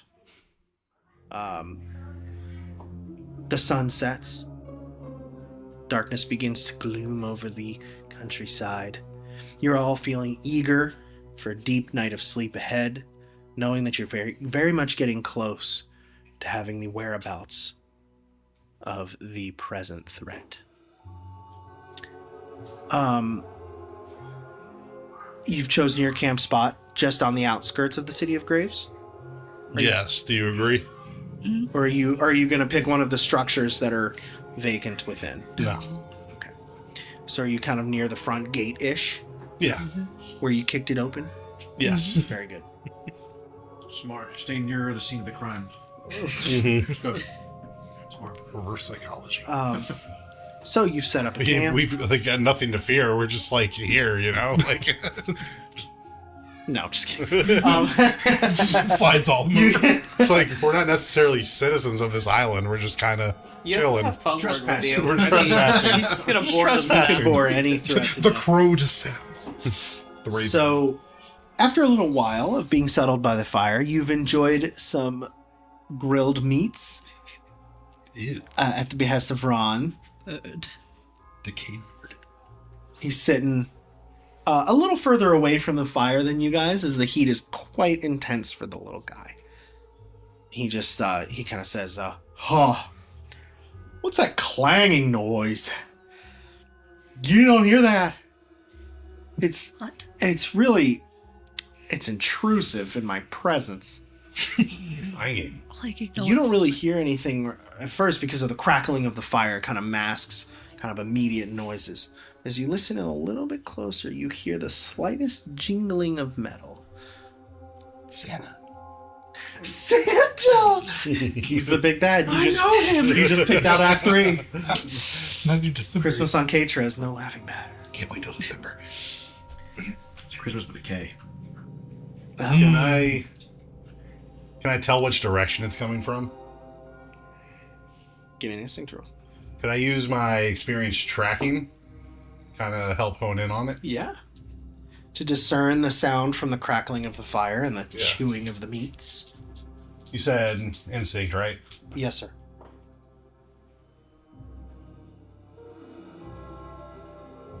+2, +3, I'm sorry, +1. So that is 15 with hope. Take that out. You kind of hone in on the sound of this subtle, quiet clanking of metal. And you discern that it's coming in the direction of a nearby companion. Clorinda, Yes. why are you clanging? I'm sorry. You're clanging. Like, I'm guessing. Oh, yes. I start Once to he hear it? brings it up, you become joltingly aware. Is this your friend in the locket? Clorinda just stands up. I'm sorry. I have to go. I'll be right back. Clorinda. I'll be right back. Thank you. Hey, Decker just follows her. Well, I ran off. Oh, I don't Decker know. is following you. Okay. Clorinda's gonna lose him. Both of you. Yeah, you both know how to run. Both of you give me agility rolls. As Fungward sits by the fire. I don't know if they're going to do that often, but That's we a are crit. now officially unattended. Oh boy. Go, Jonathan. Does it matter? Does it matter? Could be a contested crit. That's a super crit. 16 No, with hope. Okay. 16 with hope is more than enough to get up and jolt off. Most people would be like, wait, where are you going? That's weird. And try to say something before they get up and go. But not Deckard. He acts first.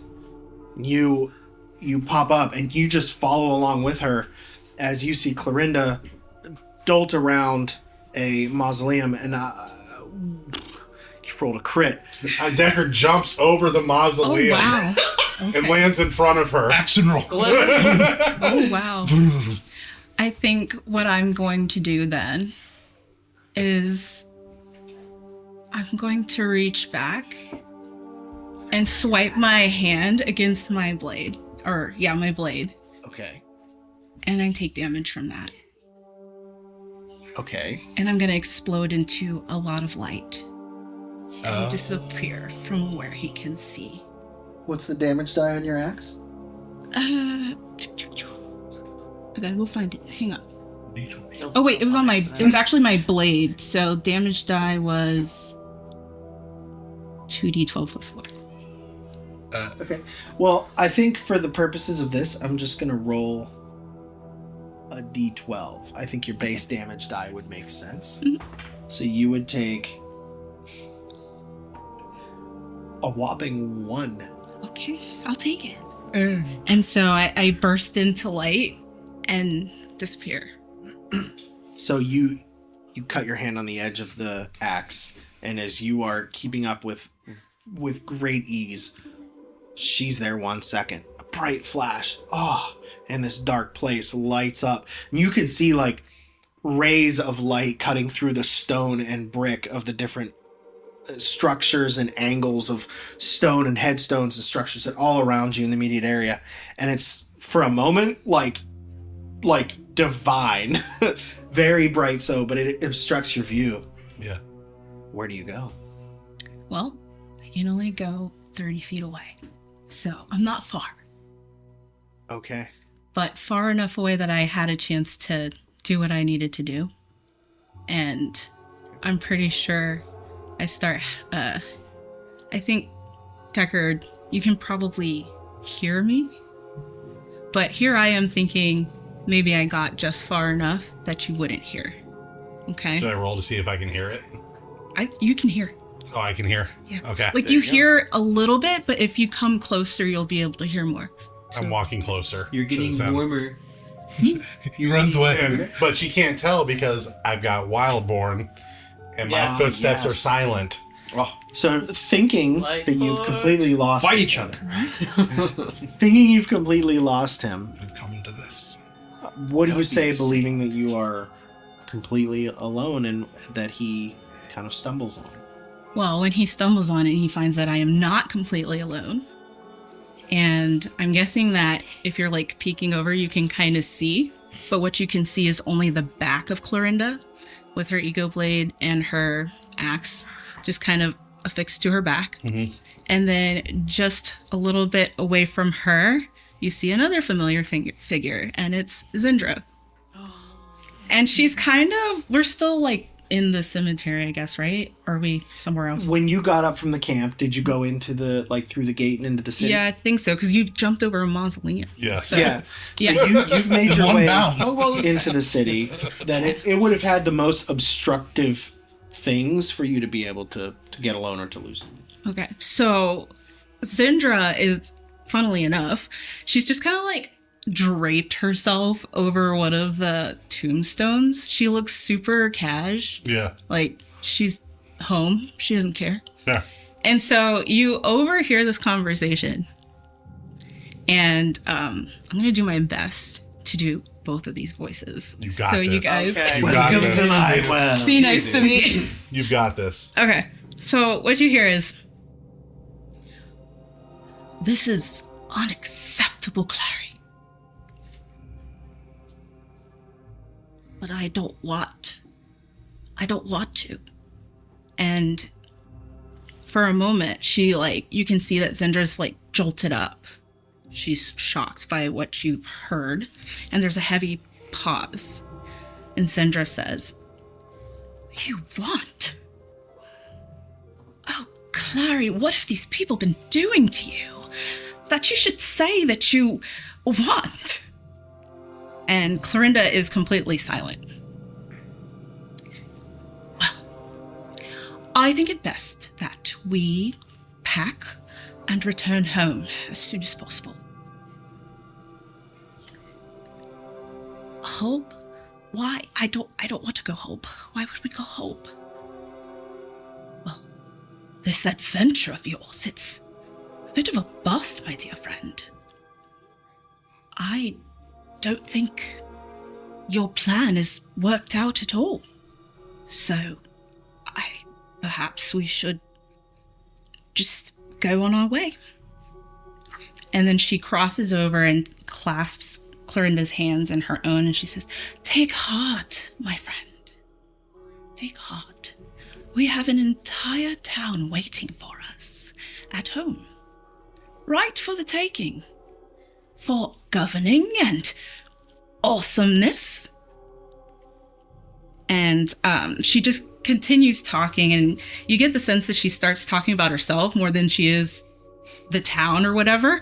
And Clorinda's trying to take back control of the conversation, but she starts a sentence and she stops, and there's fragments, and she's stumbling over her words, and then finally you just hear her blurt out, But what about Fediel? and that gets Zendra's attention. She straightens up, walks back over to the tombstone, and drapes herself back over it, and she says, Elaine Vendiel is a coward.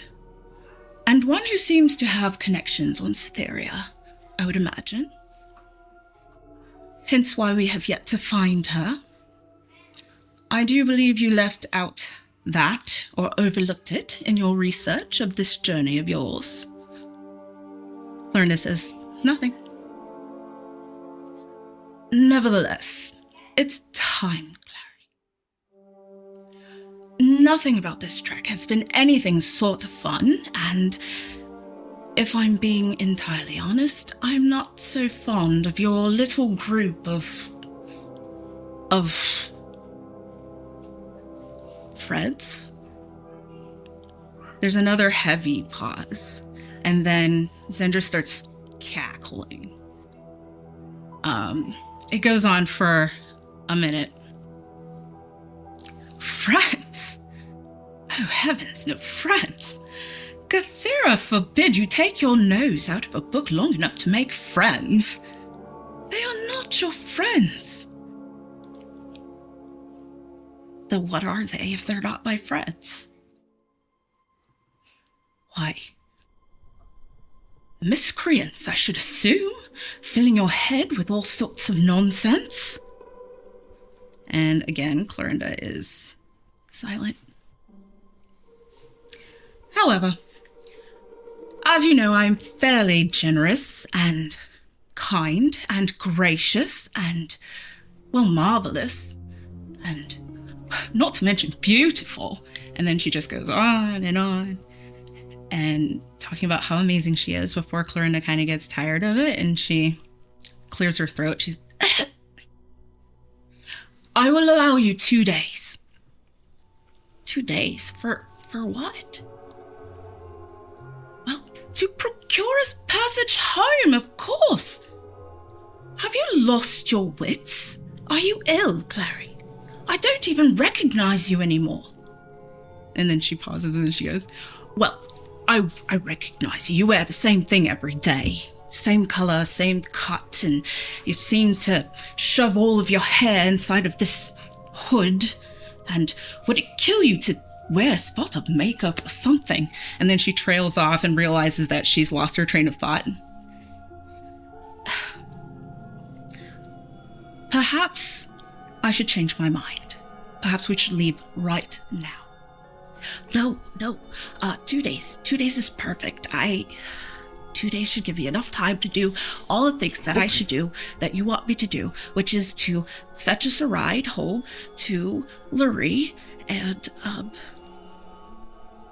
well, with the Bellinor name, you should have one in less than an hour. However, I'm sure that you should need to put your affairs in order. Say goodbye to your companions. Right. Well, will you stay in the locket then, just for the 2 days? Just long enough for me to do what I need to do.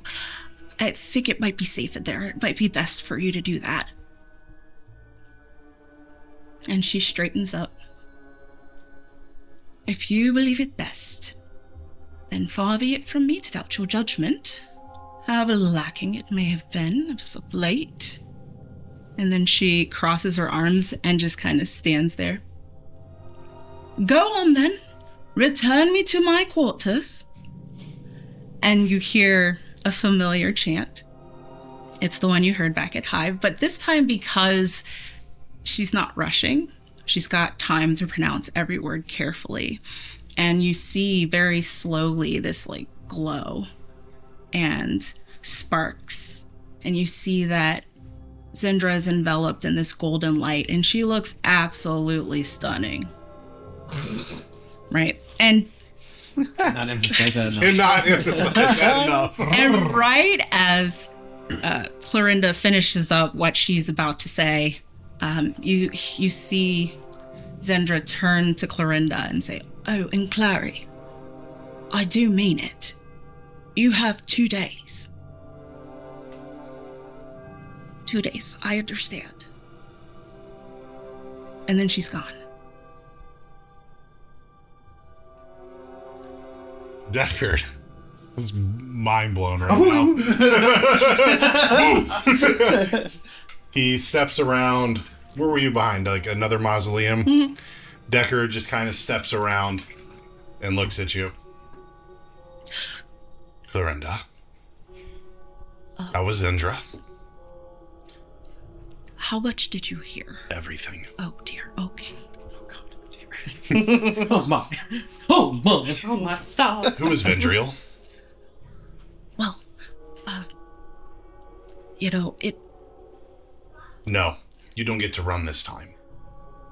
I don't get to run this time. You're right. It's probably best that I tell you everything that I could tell you. I would very much appreciate it, friend. All right. The truth about Citra. The truth is. Well, the truth is. She just kind of pauses. Sure how to say this. The truth about Citra is that she is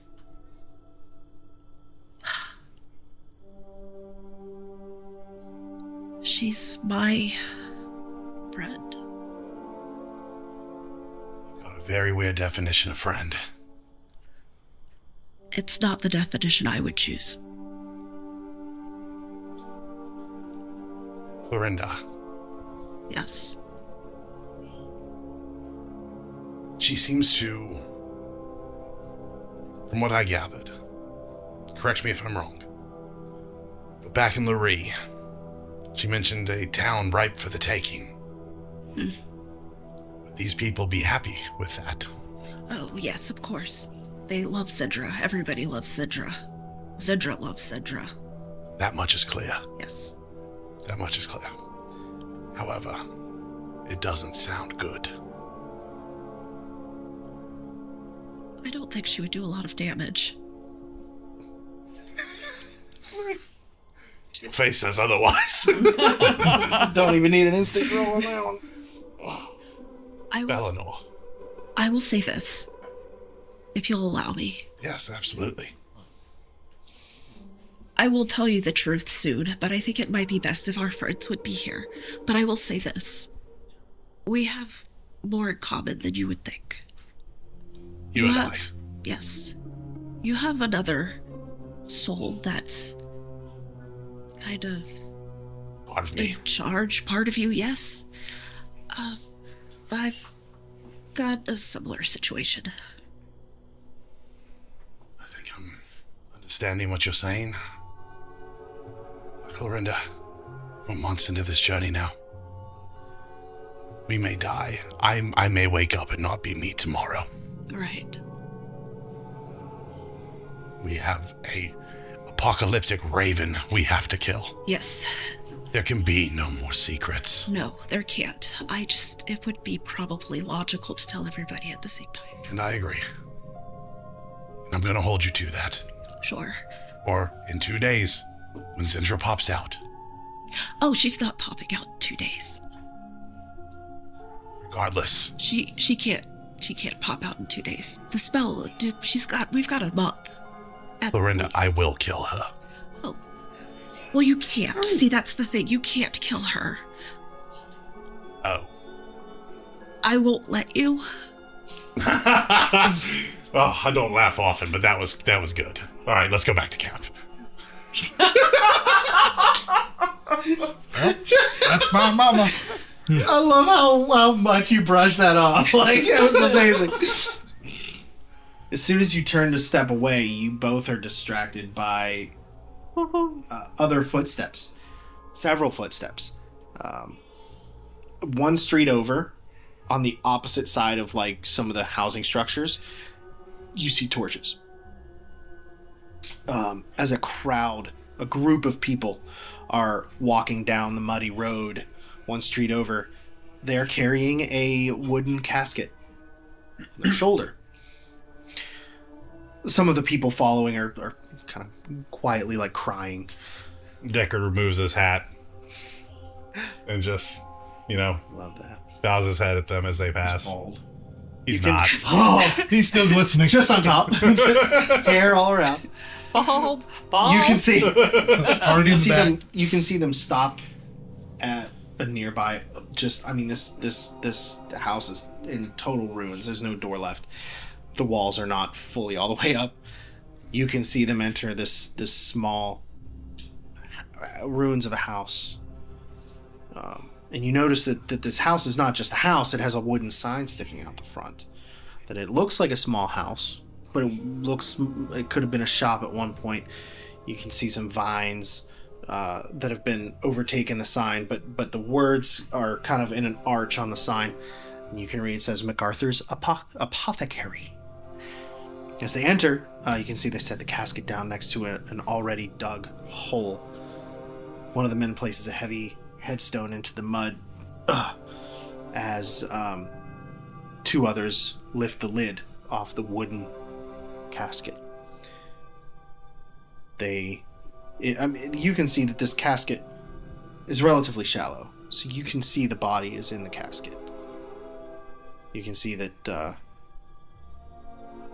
body is in what looks like a cloth all the way up to his neck, a sort of like a sheet or a hammock, if you will. Snuggie. A snuggie. His arms are in nice big sleeves.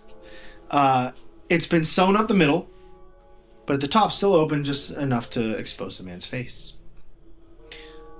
Elderly woman steps forward, visually the most upset out of the group. She kneels down beside the body. You can see in the sheen of the moonlight, she reaches into the casket and pulls out a needle with a thread attached to it.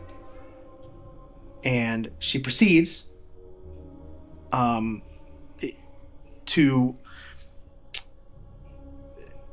pierce the outside of his nostril with the needle and thread, and through the nose, out the other side,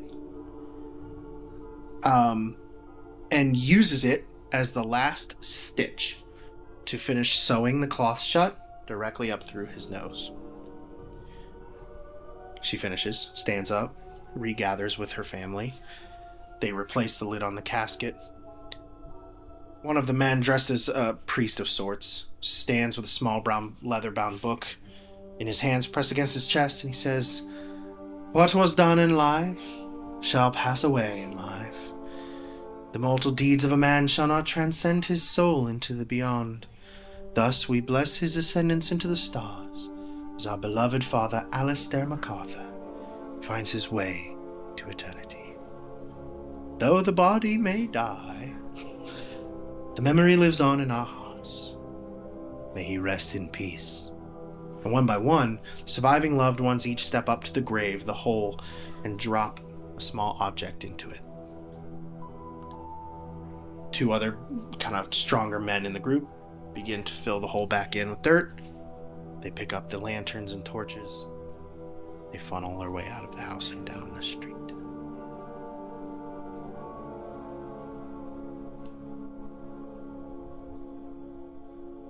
Decker just kind of leans over. Odd custom. I don't think I've ever seen that before. Well, let's head back to camp and make sure, Fungwood hasn't destroyed all of our belongings. Sure. Or closed Ron in one of my books. That would be terrible. Yes, did you know Ron has to run to read? Fungward said something about that. He's so tiny. He's so small. Yeah. Well, shall we? Yes, let's be off. You make your way back out of town. You arrive back at camp. Ron has spent a bit more time kind of shadow boxing near camp, but quickly tuckered out. And he is asleep. Decker just kind of picks him up and just sets him in his pocket. Aww. He had found a nice big green leaf and pulled it over him. Aww. It was tuckered out. Oh, that's cute. Fungward is just sitting on the log in the exact same spot that you left him, just staring off. And as you arrive, he, would anyone like to request a pillow for the ensuing slumber? No extra charge, it's just for me and you. No, thank you. No, thank you. I'll be fine. Oh, I will only take a pillow. You know, if you do not mention to me again that your fee would go up if there was danger. Oh, say less. Now, I do come included with one bedtime story at no extra charge, but if you need more than that, you're gonna have to pay up. Never mind, Funkwood. Just have a good night. I think we need Well, wait a minute. So no pillow then? no pillow. Are you sure? Good night, Funkwood. Oh, suit yourself. Good night. And sweet dreams. And happy trails to morning. Salutations. And he he stands up and walks over next to the fire and spins around like a cat, and all of his noodle limbs just kind of curl around into a pie. It is. He's just he's a pile of Fungward. So I look at Clorinda. I just look at Corinda and shake my head and I say, "I'll take first watch." If you're sure. Yeah. So you all settle into sleep peacefully. Just there. We must take a quick break. We hope you're enjoying the adventure so far, as Mozzie, Deckard, Bubba, Clorinda, and Rosca face perilous odds on their journey, each one coming from their own rich pasts, carrying their own driven goals. Mozzie, traveling from the fantastical, magical Whisper Grove, marches on bravely into a wider, larger world. Deckard, ever on the hunt for the next monster he can slash or shoot on his quest to rid Katra of its evils. Bubba, in a noble search for answers and solutions in an effort to bring an end to a dark reality. Clorinda, diving into the planet's deepest, most ancient knowledge in search of her own intellectual expansion, carrying secrets of a past shrouded in mystery. And Rosca, set to explore the lands beyond the seas in a quest to grow and prepare himself to once and for all be the captain of his own story. These brave companions bring their individual goals together to create a group capable far beyond the underestimation they often receive. Continue along with us across the continent of Cytheria on a path full of danger, wonder, and everything in between.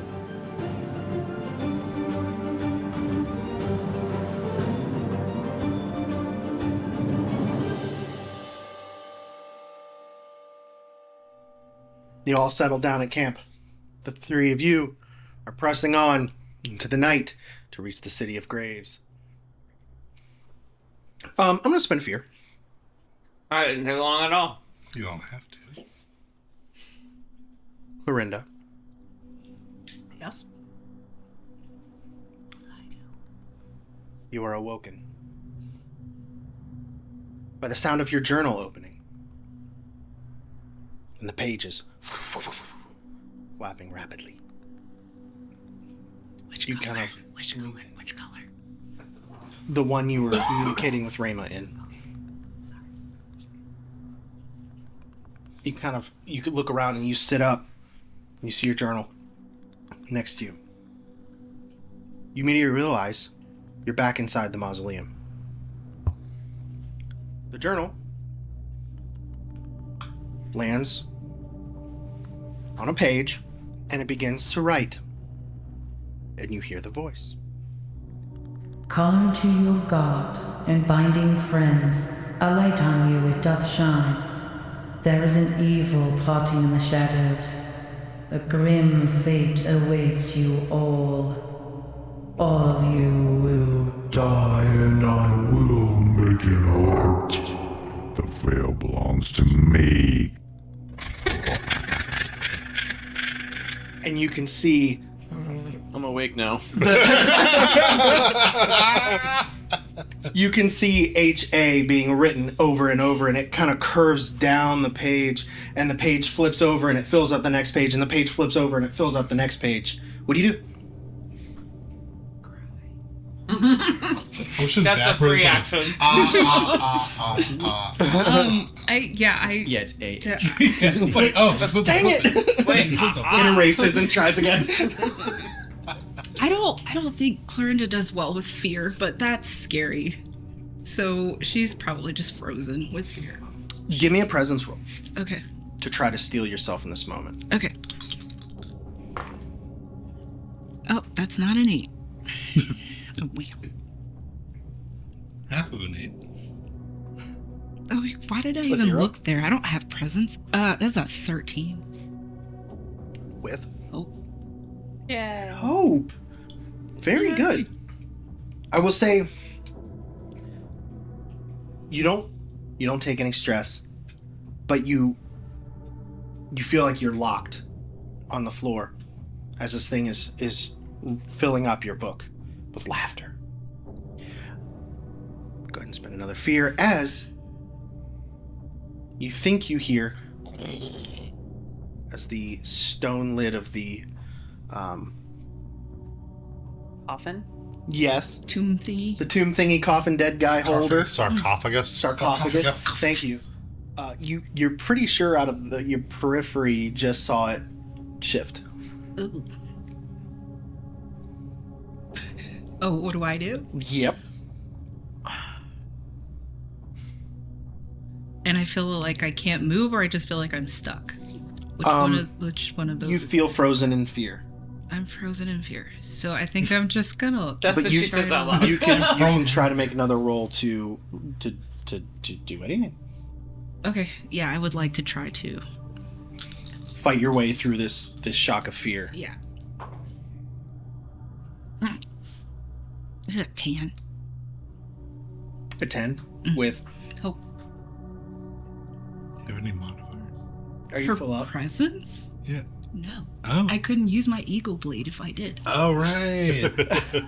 I'm forgetting about the ego blade. Ego. Ego, my Lego. Lego, my ego. So as you kind of like go to look up at the sarcophagus, the lid does indeed shift again, and you hear almost the sound of wind as a skeletal hand grips the side of the sarcophagus, and another one grips the other side, and a spectral form rises almost kind of next to you from the sarcophagus. No head, just a spectral flowing body with skeletal arms, and then floating out of the sarcophagus, a skull, and another one, and another one. 5 in total take place above the spectral form and begin to swirl around in a circle like a crown. Love that for me. Whirling dervish. And it like kind of like hoists, as if it had a physical form, uses its skeletal arms to hoist itself out of the sarcophagus, but then kind of come to a float on the ground, on kind of down at the foot of it, and you're up here sitting at the head of it. Nice. It's going to try to attack you if you'd like to make any other rolls. I'm like far away from her at this point, right? At this point, you said you were going to be standing watch. Yeah. I figured she was like in the tent. I didn't see her walk out. I didn't see her walk out. Or would I have seen her walk out? There was no movement, no noise. Yes, I have no reason to believe. No sticks cracked, but you do hear someone approaching. Now, this is a few hours into the night. The three of you, up ahead, see an open iron gate and the light of a fire as you approach camp. I'm still in owl form. I probably would go first to make sure that it is our friends. The first thing you see cresting over the hill is a pirate head atop a galloping head. And Bubba. So, And there's an owl in the tree. And you hear the Woohoo! hoot of a distant owl. He just looks up.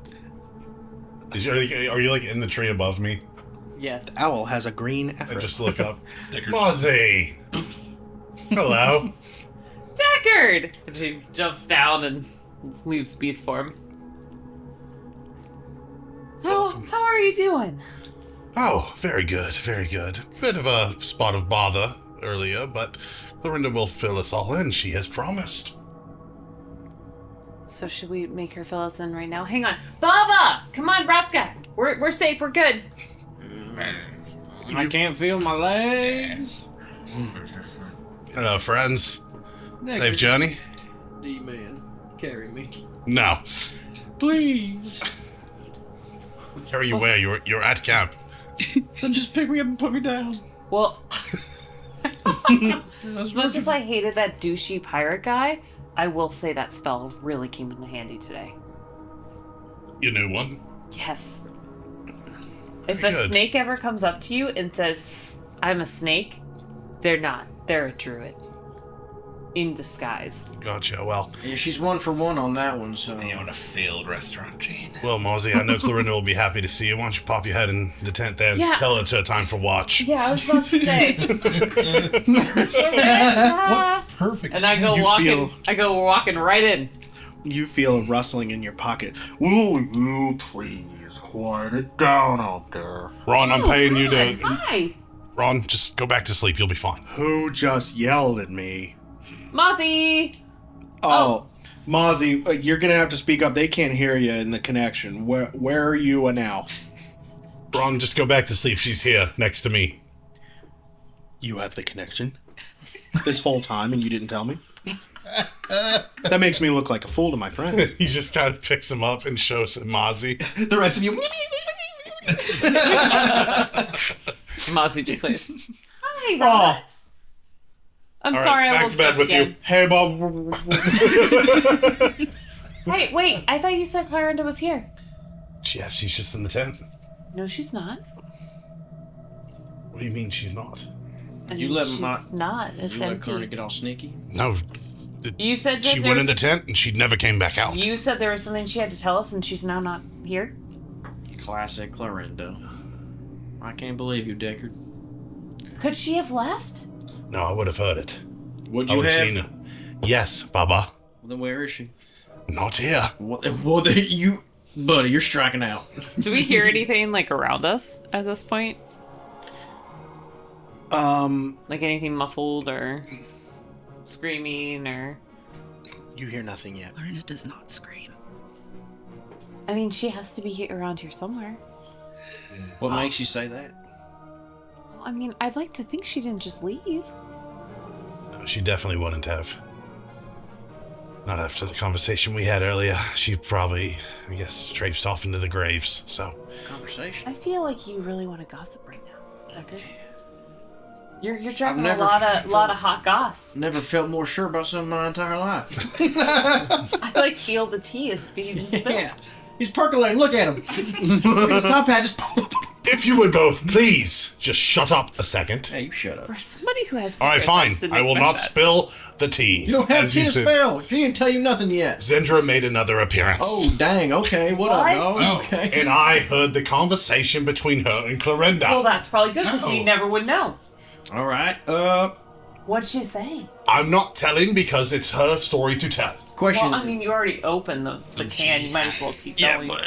Well, then maybe you should find her. Here's a more important question. Be mad, Is Deckard. Zindra still out and about? Is she still here with us? Or is she here still? What? She. Why, Bubba? No reason. It's just been a while since I've seen her. You know, I don't know how she's doing. You were looking at that book too much. Oh, you're getting a harem, I swear. So you got. No, she is not. She's back in the locket safely where she needs to be. Where's the locket? With Clorinda. Where's Clorinda? Go find her. Who's on first? Fine, I will. So Bubba just starts walking in the opposite direction, You like back towards where we came from. No, she definitely won't be that way. You can't get back through that bridge. They took the bridge. I killed Tasca on that bridge. They took the bridge. Oh, The admirals took the bridge. Oh, that's bothersome. Yes, it is very bothersome. Especially which is why since you all the can't pirate- go across the bridge. Which also makes it a bigger problem because all the pirate captains are coming here. Well, Yep. Well, This is Kirby enthusiasm ending. We gotta find Clorinda. yes. Order of business. Bungward! You see what looks like a pile of spaghetti with one giant gray meatball on top. What the heck is that? Is that Fungward? That's fun. And you hear. Then two of the Okay, well, noodles then- kind of. Okay, he's not gonna be any help. We need to find her. Hey. All right, Ronald, you're gonna stay here with Fungwood. Keep him warm. I'm gonna keep on fire. so should we split up in this beautiful, dimly lit, very spooky, creepy graveyard? No, we should stick together. There's not a better time that we should split up. I was kidding. Oh, so we don't stick together. Decker just We should stops stay talking and together. just walks off towards the graveyard. I'm following Decker. Come on. I was Run after him. shuffling his feet. Okay. You guys head into the city of Graves. Now, the three of you, now having arrived here for the very first time, you've obviously heard stories of this place. You walked past it on the main road a time or two, but you've not spent any real length of time in here. Some crew members of other ships, are buried here somewhere. That's about the extent that you really know of this place. The two of you are just awed at the the vastness of how many gravestones are here. That it was definitely once a town, a perfectly normal town. This has excellent dirt here. Very fertile Great soil. dirt. Now you're good. But we should really find Clorinda. Zipping As I say, as I scoop some of the dirt into my pot. into Priorities. the Priorities. town center Priorities. where the tomb of Toromon is. I'm just gonna spotlight our friend as you are And this is a frightened. strong word. As you are frightened. No, on the she floor. finally called us it. Not to our faces. Bersama Mazagadirin. I wish I would have added his experience beforehand, but I rolled an 8. So I actually did not meet your vision, which is hard to do. Yay! Yeah. How does he? What do you do that causes him to miss this attack? So his attack, so that you know, he begins to apparate towards you, and he has a spectral burst that is just a very close range magical attack of necrotic magic, of energy that basically pierces your psyche and your soul. No big In deal. layman's No big terms. deal. BD. So what do you do that causes him to fail at that? So I would imagine that when the top of the sarcophagus got moved, it kicked up some dust, Indeed. and I sneeze violently. Yeah, it's funny. Amazing. I was thinking you were going to do that, actually. So it kind of like it blows his torso out a little bit, like he kind of like disassociates a What little. a powerful sneeze. And just, Wait, did y'all hear that? It sounded like Achoo! Got the black lung pop. You violently sneeze Achoo. his spectral form out of corporealness. What do you want to do? Can I try a bolt beacon? Yes, that's a great idea. Can I use Rayma's radiance while I do my bolt beacon? Yes. Cool. Just gonna. So we're gonna switch that out with this one. It's a 13 and an 8. So we roll this one again. So it's a 13 and an 8. What's a 13 and 8? Anyone? 21. 23. 23 definitely hits. Is that with fear or hope? Yay. TH. All right. Roll damage. That's beautiful. TTH, take that. Hot Ham and cheese, man. All the ham and cheese hot pocket. That is Sensitive man. 15. That's a hot pocket. Oh, jeez. Wow, that is an amazingly great hit. You see, as you both beacon this spectral form, you see that a skull, light comes from the skull's eyes and out of its mouth, and the jaw lowers as if the skull is yelling, but no noise comes out. And then a second one, same thing. And then a third one. As he now has two skulls swirling around above his spectral form. And he's vulnerable. And he's shining in like a bright light, right? Mm-hmm. You four would absolutely see that from the center of town. There's kind of like, it's like a spread of bright light that comes into a narrow beam and then... Well, that seems peculiar. It's like a volt beacon. Well, we've seen it before, right? Yeah. That is, you've absolutely seen it before. I don't think I've seen it hit before, though, so that's... Clarinda's here. We've seen it hit. Yeah, we've seen it. Do it again, Clorinda. I'm again. just going to take off running. Take him out. Yeah, Roscoe just Naruto runs over there. Yeah. Bubba's legs are still tired. So he's Roscoe gonna... gets there Bubba instantaneously. walks. Bubba catches up. You were at the center of town before, and so kind of your tracking ability, seeing that beam come up into the sky as it did, you put two and two together. That must be where she is. You have never entered the Tomb of Toromon, let alone any of the mausoleums in the City of Graves before, but you know the general geographical layout of the town. And so you pick up pretty quickly with Deckard as the two of you take off. You're following in tow running? Yeah, I was running. Tink, tink, pot. I gotcha. Okay, sorry. You're very funny. And you Just catch up. Lagging. He's buffering in real time. Spinning. Indeed, you guys Rainbow wheel. get to the center of town and around Toromon's mausoleum, around the big stone covering that you had previously moved. It's almost like the edge of paper after it's been lit on fire and then blown out. There's just this faint residue of a glow around the edges, and then kind of the opening space on the inside. And you definitely hear some commotion coming from within. Clarinda, you in there? I hope. I sneeze again. Oh, it's definitely her. Allergies, right. always. You open the door. Yes. To get the door open quick enough before the Crown Macabre makes another attack on Clorinda, I'm going to need a strength roll, and somebody can help. I don't have a plus anything in strength. Oh, I don't either, but I can help. You can add a d6 to the roll if you want to spend the hope. Okay. I will do that. Or, I would also allow, I know you just rolled, but before I forget, I would also allow this to be a group effort if one wanted to lead, and you all could contribute to the success, the plus or the minus of that, if you all get on the door and push, or if just Rosca and Deckard do it. How did you roll? Would a 22 with hope open the door before we figure all of that out? That's what I was trying to say. No. You needed a 20. This is a very strong. Then there you go. Cool. Keep your Take the hope. hope. Yay. Yeah. Thank you. I will take a Slayer dice instead.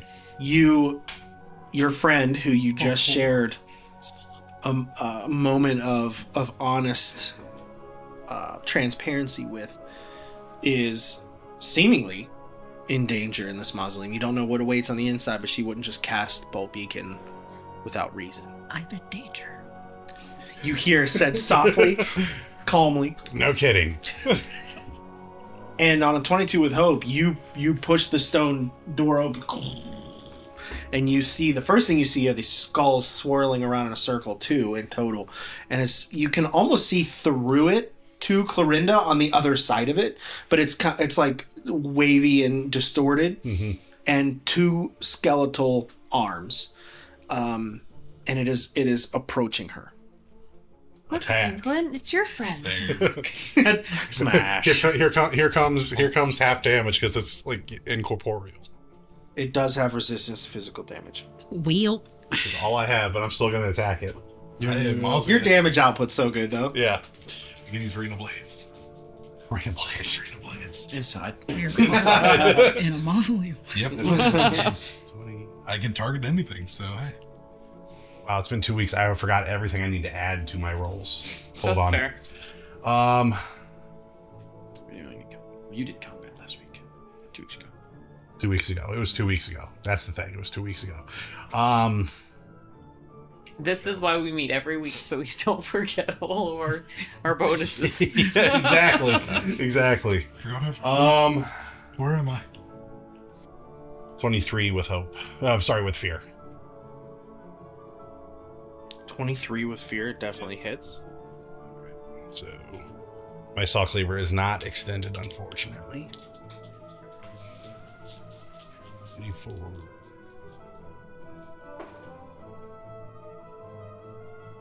2. It's 1. There we go. Good to you. So that was 5, 9, 4 plus. What level are we? 4? Yep. 9 plus 8 is 17 damage. Halved. 8. Should be 8. Okay. Amazing. So on that, I'm going to trigger its reaction from the grave. It's down to 1 skull. The final skull.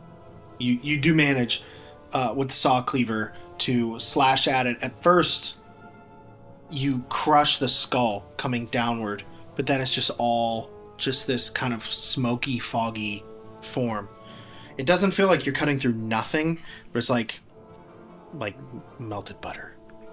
Ooh, I love Delicious. Oh my. Stick of it. Almost with a shame stick. As its as its second to last skull shatters, the remaining skull stops swirling and comes centered and takes place of where its head would be and becomes the Crown Macabre's head, kind of completing its form in a way, and it regains 2 hit points.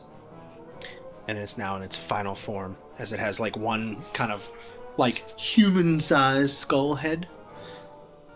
And that was a fear, so I'm going to go ahead and take my turn. I'm going to spend... I don't have to spend a fear to do its normal attack. So it's going to now, like its body doesn't move or change, but its arms, like the elbow joints, go backwards and are now facing you, and its head just spins slowly over you. That's so sick. Use me? Kind of that. That was so sick. And is now facing you, and is going to Spectral Burst. And I'm going to spend a fear to add my experience. Wrong way. There you go. Has a chance of You missing. saw me, though. I'm gonna I Spectral wasn't Burst. sure, but then I was going to go that way, and then I choose the wrong. I did see. Yes. Yeah, it's going to be a 25 to hit. That hit me. Oh my god. Misses. You just got thirsty, brother. What's happening? Or... Not too bad. Well, I rolled the same number on both my dice. I never crit. For 20 points Was soaking armor? of magical damage. Do that. Yikes. Because that was severe damage. When in final form, it has Relentless. Can be spotlighted 2 times. Sick. Love that journey for me. It's going to try and Spectral Burst you again. Okay. And you kind of soak it, and it's going to try and hit you again. For... Nope. 9. Nope. Yeah. It's without ferocity. The second Spectral Burst has no bearing on your psyche, as you're hit once, and you adapt it very quickly just to kind of weather the psychological damage intended for you. That's my go. His entire Would life I is say- psychological. Exactly. I pause it. I take half damage on psychological damage. Are we? Could I'm I? already crazy. Am I potentially very close? Yeah, you can get it Okay. within range. I want to try to do hand runes Okay. on its face. Yeah, hand runes. And runes. Okay, so Yeah. there we go. Scarabag. 15, 16, 17, 18. Yes. Great. With fear. Okay. Yes. Okay. And I need. Where's my d10? I'm gonna stop telling you. But we're friends. Friend first. Here still. I don't want my d10. Does We're anyone enemies have... at the Wait, table. here's. Good. Alright, so then...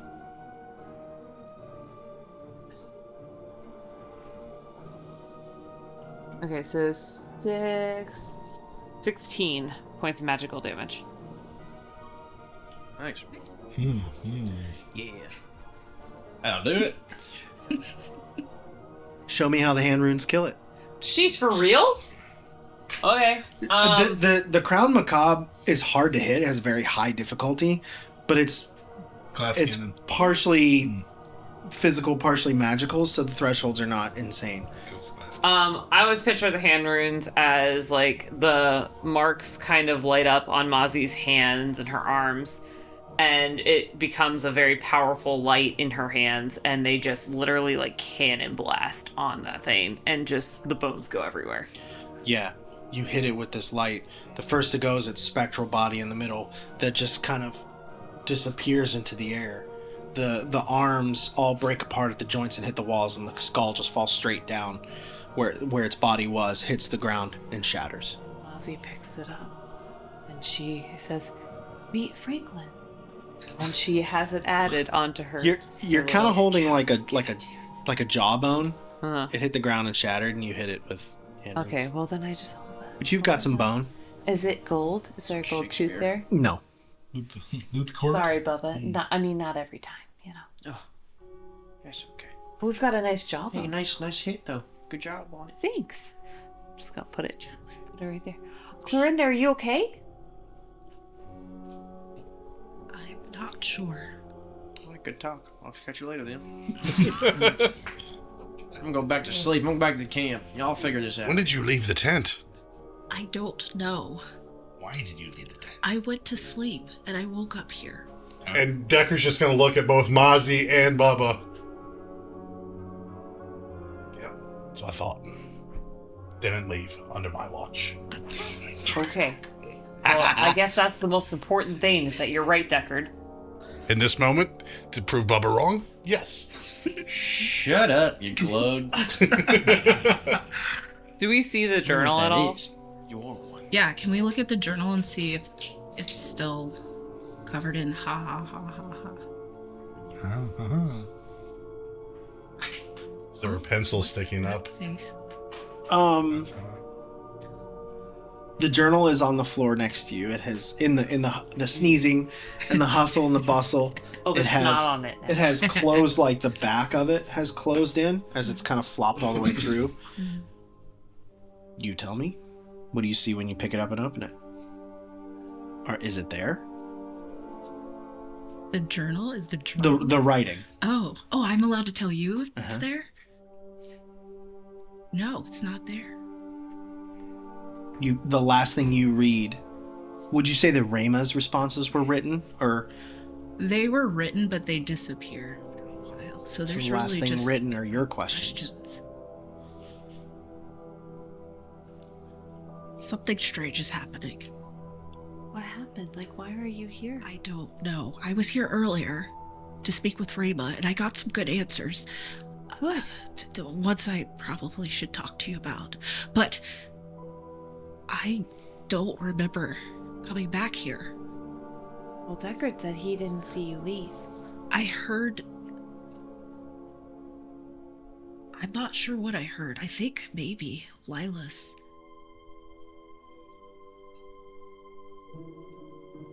But Lilas is supposed to be dead.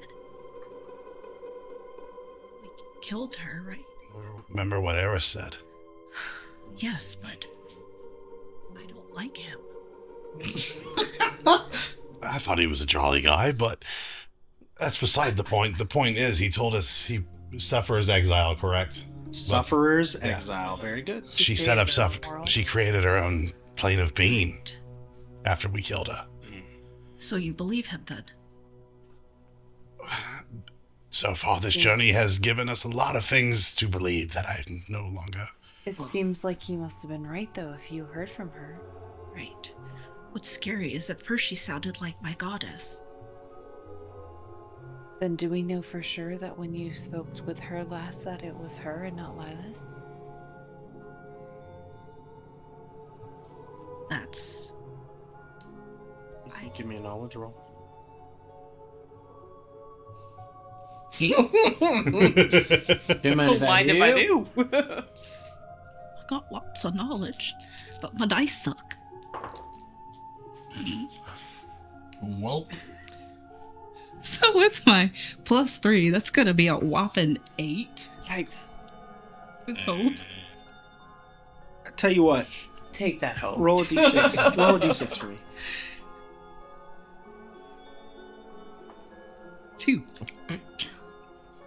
You're trying so hard. It's okay. Well, honestly though, But help action for her knowledge. you've communed with your goddess several times. Right. But never audibly. You're noticeably shaken by what has happened. Not just what just happened, but the fact that she did audibly communicate with you for the first time ever. A reason you're unsure why. At first, it was amazing. And now, it's wildly terrifying. What I will say, though, on a 10... Was that with hope? That was not a 10. Oh, you mean Yeah, that was to add to it? Oh, Yes. 10. Yeah, that was with hope. Okay. Well, I'll give you the hope. Yay. In that, you will notice there were... You're still kind of shaken by the whole thing. You're still a little sneezy. But there were slightly differing, like, speech patterns between the two. Your goddess always spoke very, even in writing, very, and just with intention. No fluff, no frills, no threats, no promises. Those are empty in the eyes of a god. Fact, intention, that's it. What she says means something every time. This began with intention and devolved into threat. And you actually picked up emotion, anger, aggression, things that your goddess has never even come close to communicating to you before.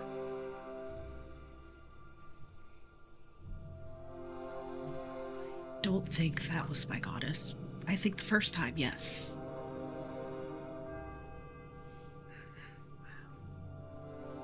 Well, perhaps we should go back to camp and have a bit more pleasant surroundings for a conversation you owe us all. Oh, okay. She just gets pale. As I'm one so by pale. one, you head out of the mausoleum. A mysterious horse and carriage approaches, being driven by a hooded figure.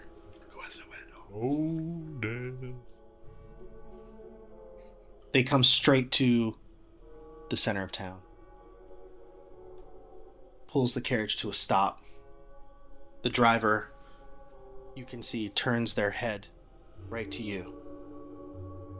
A moment goes by. Throws down the hood, and it's Catalina, your old crewmate. Well, hey, Raska. Hey, Raska. Oh, yeah. How did you get across the bridge? Paid our toll, we kept it quiet. That's what you're supposed to do, isn't it? It was just a couple of deckhands. Did. Good job. Right. Oh, well, better get on with it. And she, hits the side of the carriage, and the door opens. And Captain Redjaw climbs out. how big is this carriage? Enough for 2 or 3 people Oh, on the inside. And then there's the bench up front that the driver or a co-driver would sit on. how tall are giants in this world? I never even thought about it. They're actually all very different sizes, and they all start with one eye. And depending on their genetic evolution, they either end up with 1, 2, or 3. That's really cool. You never know until you reach adulthood. I didn't, yeah. So there are indeed small giants. My giant character. It's has much the more one of a- eye. Yeah. It's much Oh, more right. an ancestry than a literal. Interesting. Yeah. I would say the common giant are, they're named aptly. But there are human normal sized giants out there. For sure. I like it. He steps out. But despite his literal height or size, he carries the presence of one. As he steps out full pirate garb. I mean, dressed to the nines, like kind of almost like you would see like an officer going to an actual event. They bring out everything. And he steps to you. Did you find the stolen component, boy? Aye, Captain.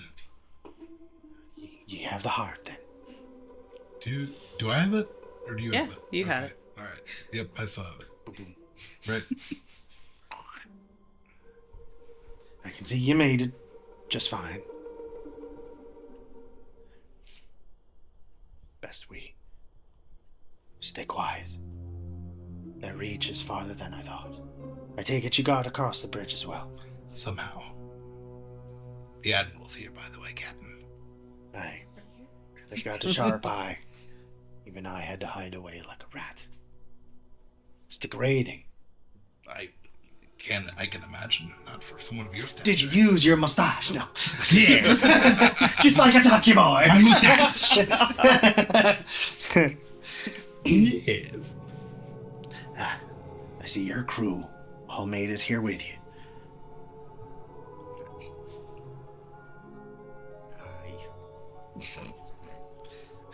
Skin of our teeth. Bubba's like asleep, standing up. Skin of our You are interrupted a few minutes later by somebody else approaching. You see two crewmen and their captain walking in the middle of them. This pirate captain looks like a sharply dressed like fairy folk, more akin to a moth of sorts. He has holes cut out of his hat for his like feathery antenna to protrude from. Like it. He has like large, round, piercing, dark compound eyes. And is sporting some really nice like double swords. He even has like 2 daggers like on his chest where he can just get it. He walks up. Red Jaw Thundergut. Such a name should strike fear in the hearts of all sea dogs. He walks to you, Mozzie. He kneels down. He's like 7'2". And he kneels all the way down to your level. He lifts your leaf up. Says, Captain Flint Marsden, at your service. Oh, hello. He kisses the back of your leaf. He stands. I was like, that's weird. And he turns thought to so walk too. to Clorinda. And he kind of kneels down and puts his hand out for yours. I think it's just their custom. You just do it to Clorinda's like really rigid and she just kind of like holds her hand up like this. He takes it very gently and just kisses the back of your hand. Oh dear. At your service. Bubba puts his hand out.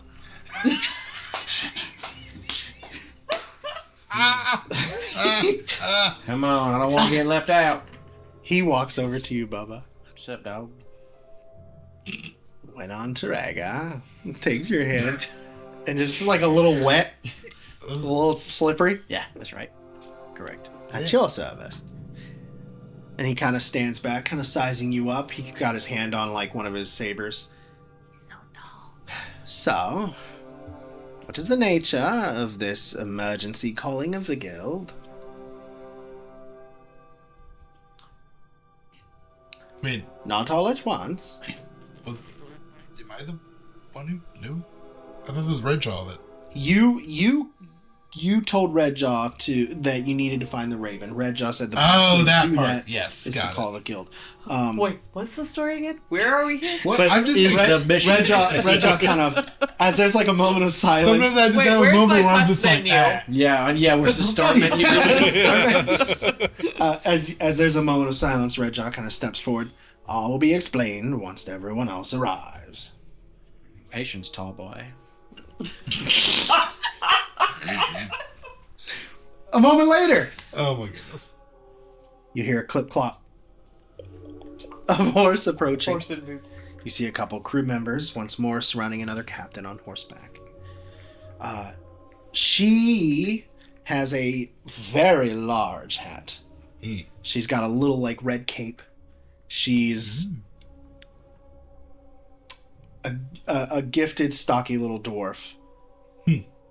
She kind of, like, side saddling, and she, like, hops down off the horse.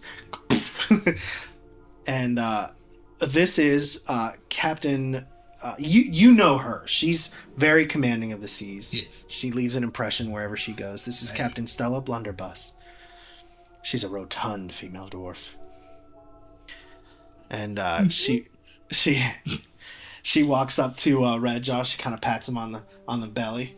She's like, "Good to see you, hot stuff." And Grimmel!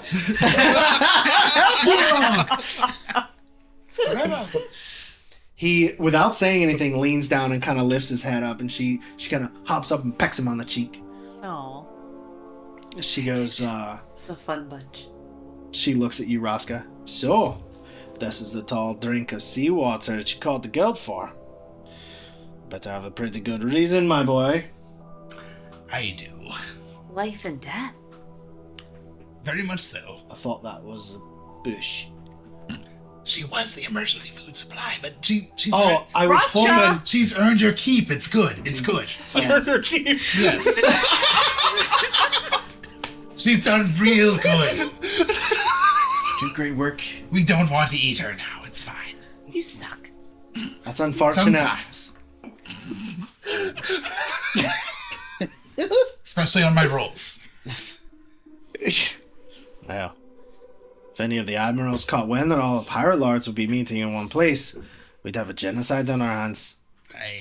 It's a shame, isn't Close it? by. Yes, I heard. I love Phil Collins. Is that another member of your ship? Hey, what? You said Genesis? Genocide. Oh, God. Oh, jeez. Breeze. Tumbleweed comes Maybe by. think that I said the wrong name. I was like, oh my god, no way, dude. I remember. She looks she looks up at Captain Flint Marsden way up there. She's like, "All right, Captain Marsden, shall we?" And she like lifts her arm up for him to. He like, It's like leans crouching down- down. It's like- Yeah, really. He leads her into My hip. Toramon's mausoleum. Oh dear.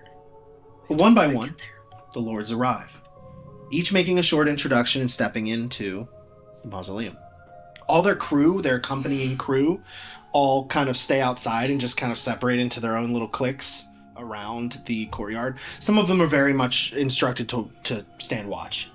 But because this is under the cover of night, should be okay. But these times you can't be too careful. Redjaw puts his hand on your shoulder, Rosca. "Son, the guild is coming together is no small matter, especially in these dangerous times. Aye. When you get down there, you best be ready to present yourself as one of the lords, as if you were your whole life. This brood has been through more than you know, and they aren't quick to trust just anyone. It is true you're there as a guest of mine, a position no one in that room dare question. But cannot bring in your whole crew. I'm sorry, they will just have to wait here or press on elsewhere. Prepare yourself and join me inside when you feel ready." Okay. He pulls out of his satchel the other compass. Looks at you. "This will always point you in the direction of your captain. It has kept me and me crew together for a lot longer than I thought I'd be alive. One of you take it, You'll always be able to find your way back to the captain and him back to you. Miranda, you're the most responsible one. I am. Yes. He leans in, and you just hear like the sound of like twisting and stretching leather as he leans in to point the compass to you. Mm-hmm. She just grabs it awkwardly. Also, I think we should probably, just because Raska apparently can't remember, we should probably write him a list of things. We have a task list now? I think you need it. We should probably also leave either Fungwood or Ronald with him. Put Ron in his pocket. Ron in his pocket. They usually say to keep 1 or 2. Everybody needs a with pocket you. Ron. Just make sure, you might need to wake him up and he doesn't like me. And he has to be quiet, I would imagine. Can you do that? Yes, I think he can. Fungwood's the one who never shuts up. That's true. Ron does a lot of sleeping in my pocket. Okay. I'm gonna go collect Ron. Okay. So, you get Ron. You can see he has fallen asleep on Fungward's cap. And Fungward is still coiled up. They're passed out next to a nice warm fire. Gross. You scoop him up. Mm-hmm. Bring him back to Raska. Where on your person do you keep Pocket Ron? I'm gonna say there's probably like a pocket or something on the inside. Of the That was my first thought. Where do you keep Or- Pocket Ron? Probably a pocket. Which pocket? Maybe I could. What I could do, because you know how like the pirate hat could be like, there could be like curves upward, and there's like the you can just put it in the little crevice on top of the hat. I love that. In the hat, a divot. Yeah. It's like Secret David! Oh, that's amazing. Yep. I love that. Okay.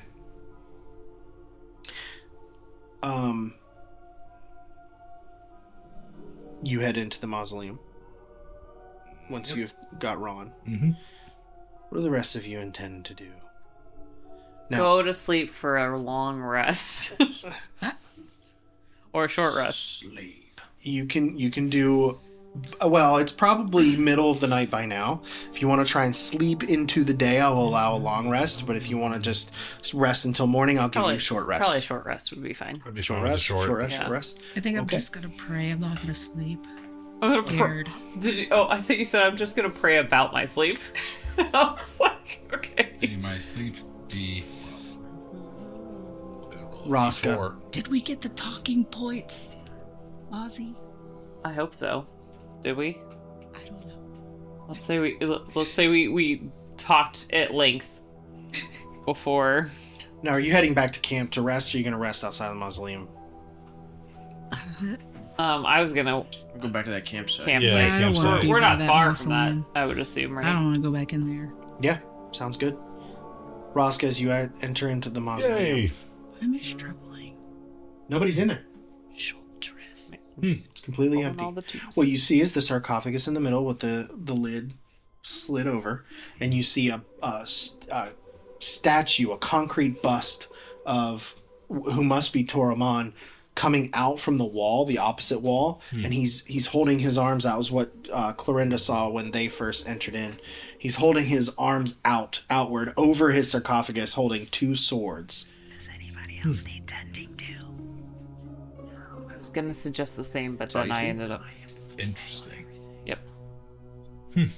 Just gonna pray.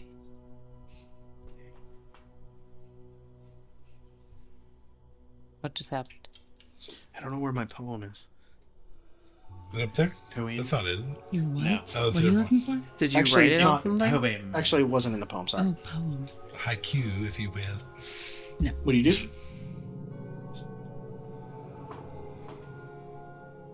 Holding swords. And then a giant sarcophagus in the middle. Mm-hmm. I lay the box with the heart on top of the sarcophagus. And then back away. Nothing happens. Welp! Hmm.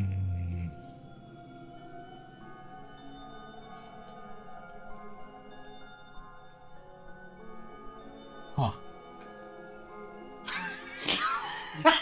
They're all just Spell out open. This is not the open spell. Speak, friend. And enter. You've got the sarcophagus in the middle with the lid slid from the crown macabre coming out. And you've got the concrete bust up, mounted to the wall on the opposite side. Not mounted, but it was chiseled out of the concrete on the wall. Right. The opposite side. He's holding his arms over the Right. sarcophagus, like guarding it with double swords. Right. Yeah, Give me a knowledge roll. okay.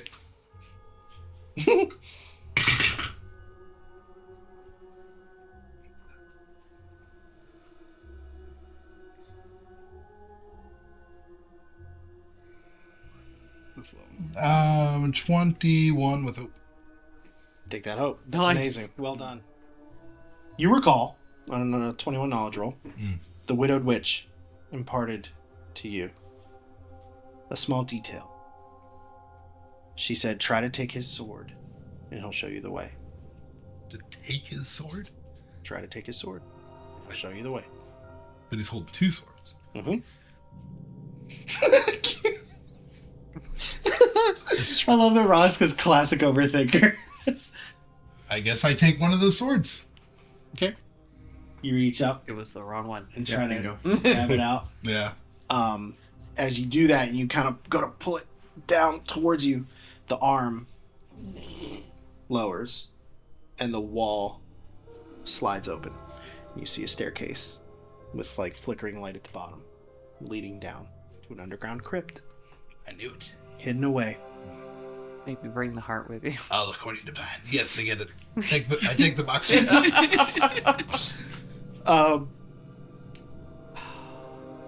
As you begin to extend Extend. the stairs, as you begin to descend the stairs, you see a room at the end of a long hall, and all the pirate lords gathered around a central table. And it is there we must end it for Level this up. week. No! And we will pick up with the Guild of Bones Tomorrow. next week. I wish. Thank you for joining us on this week's episode. Listen in next week as we continue on our Daggerheart adventure.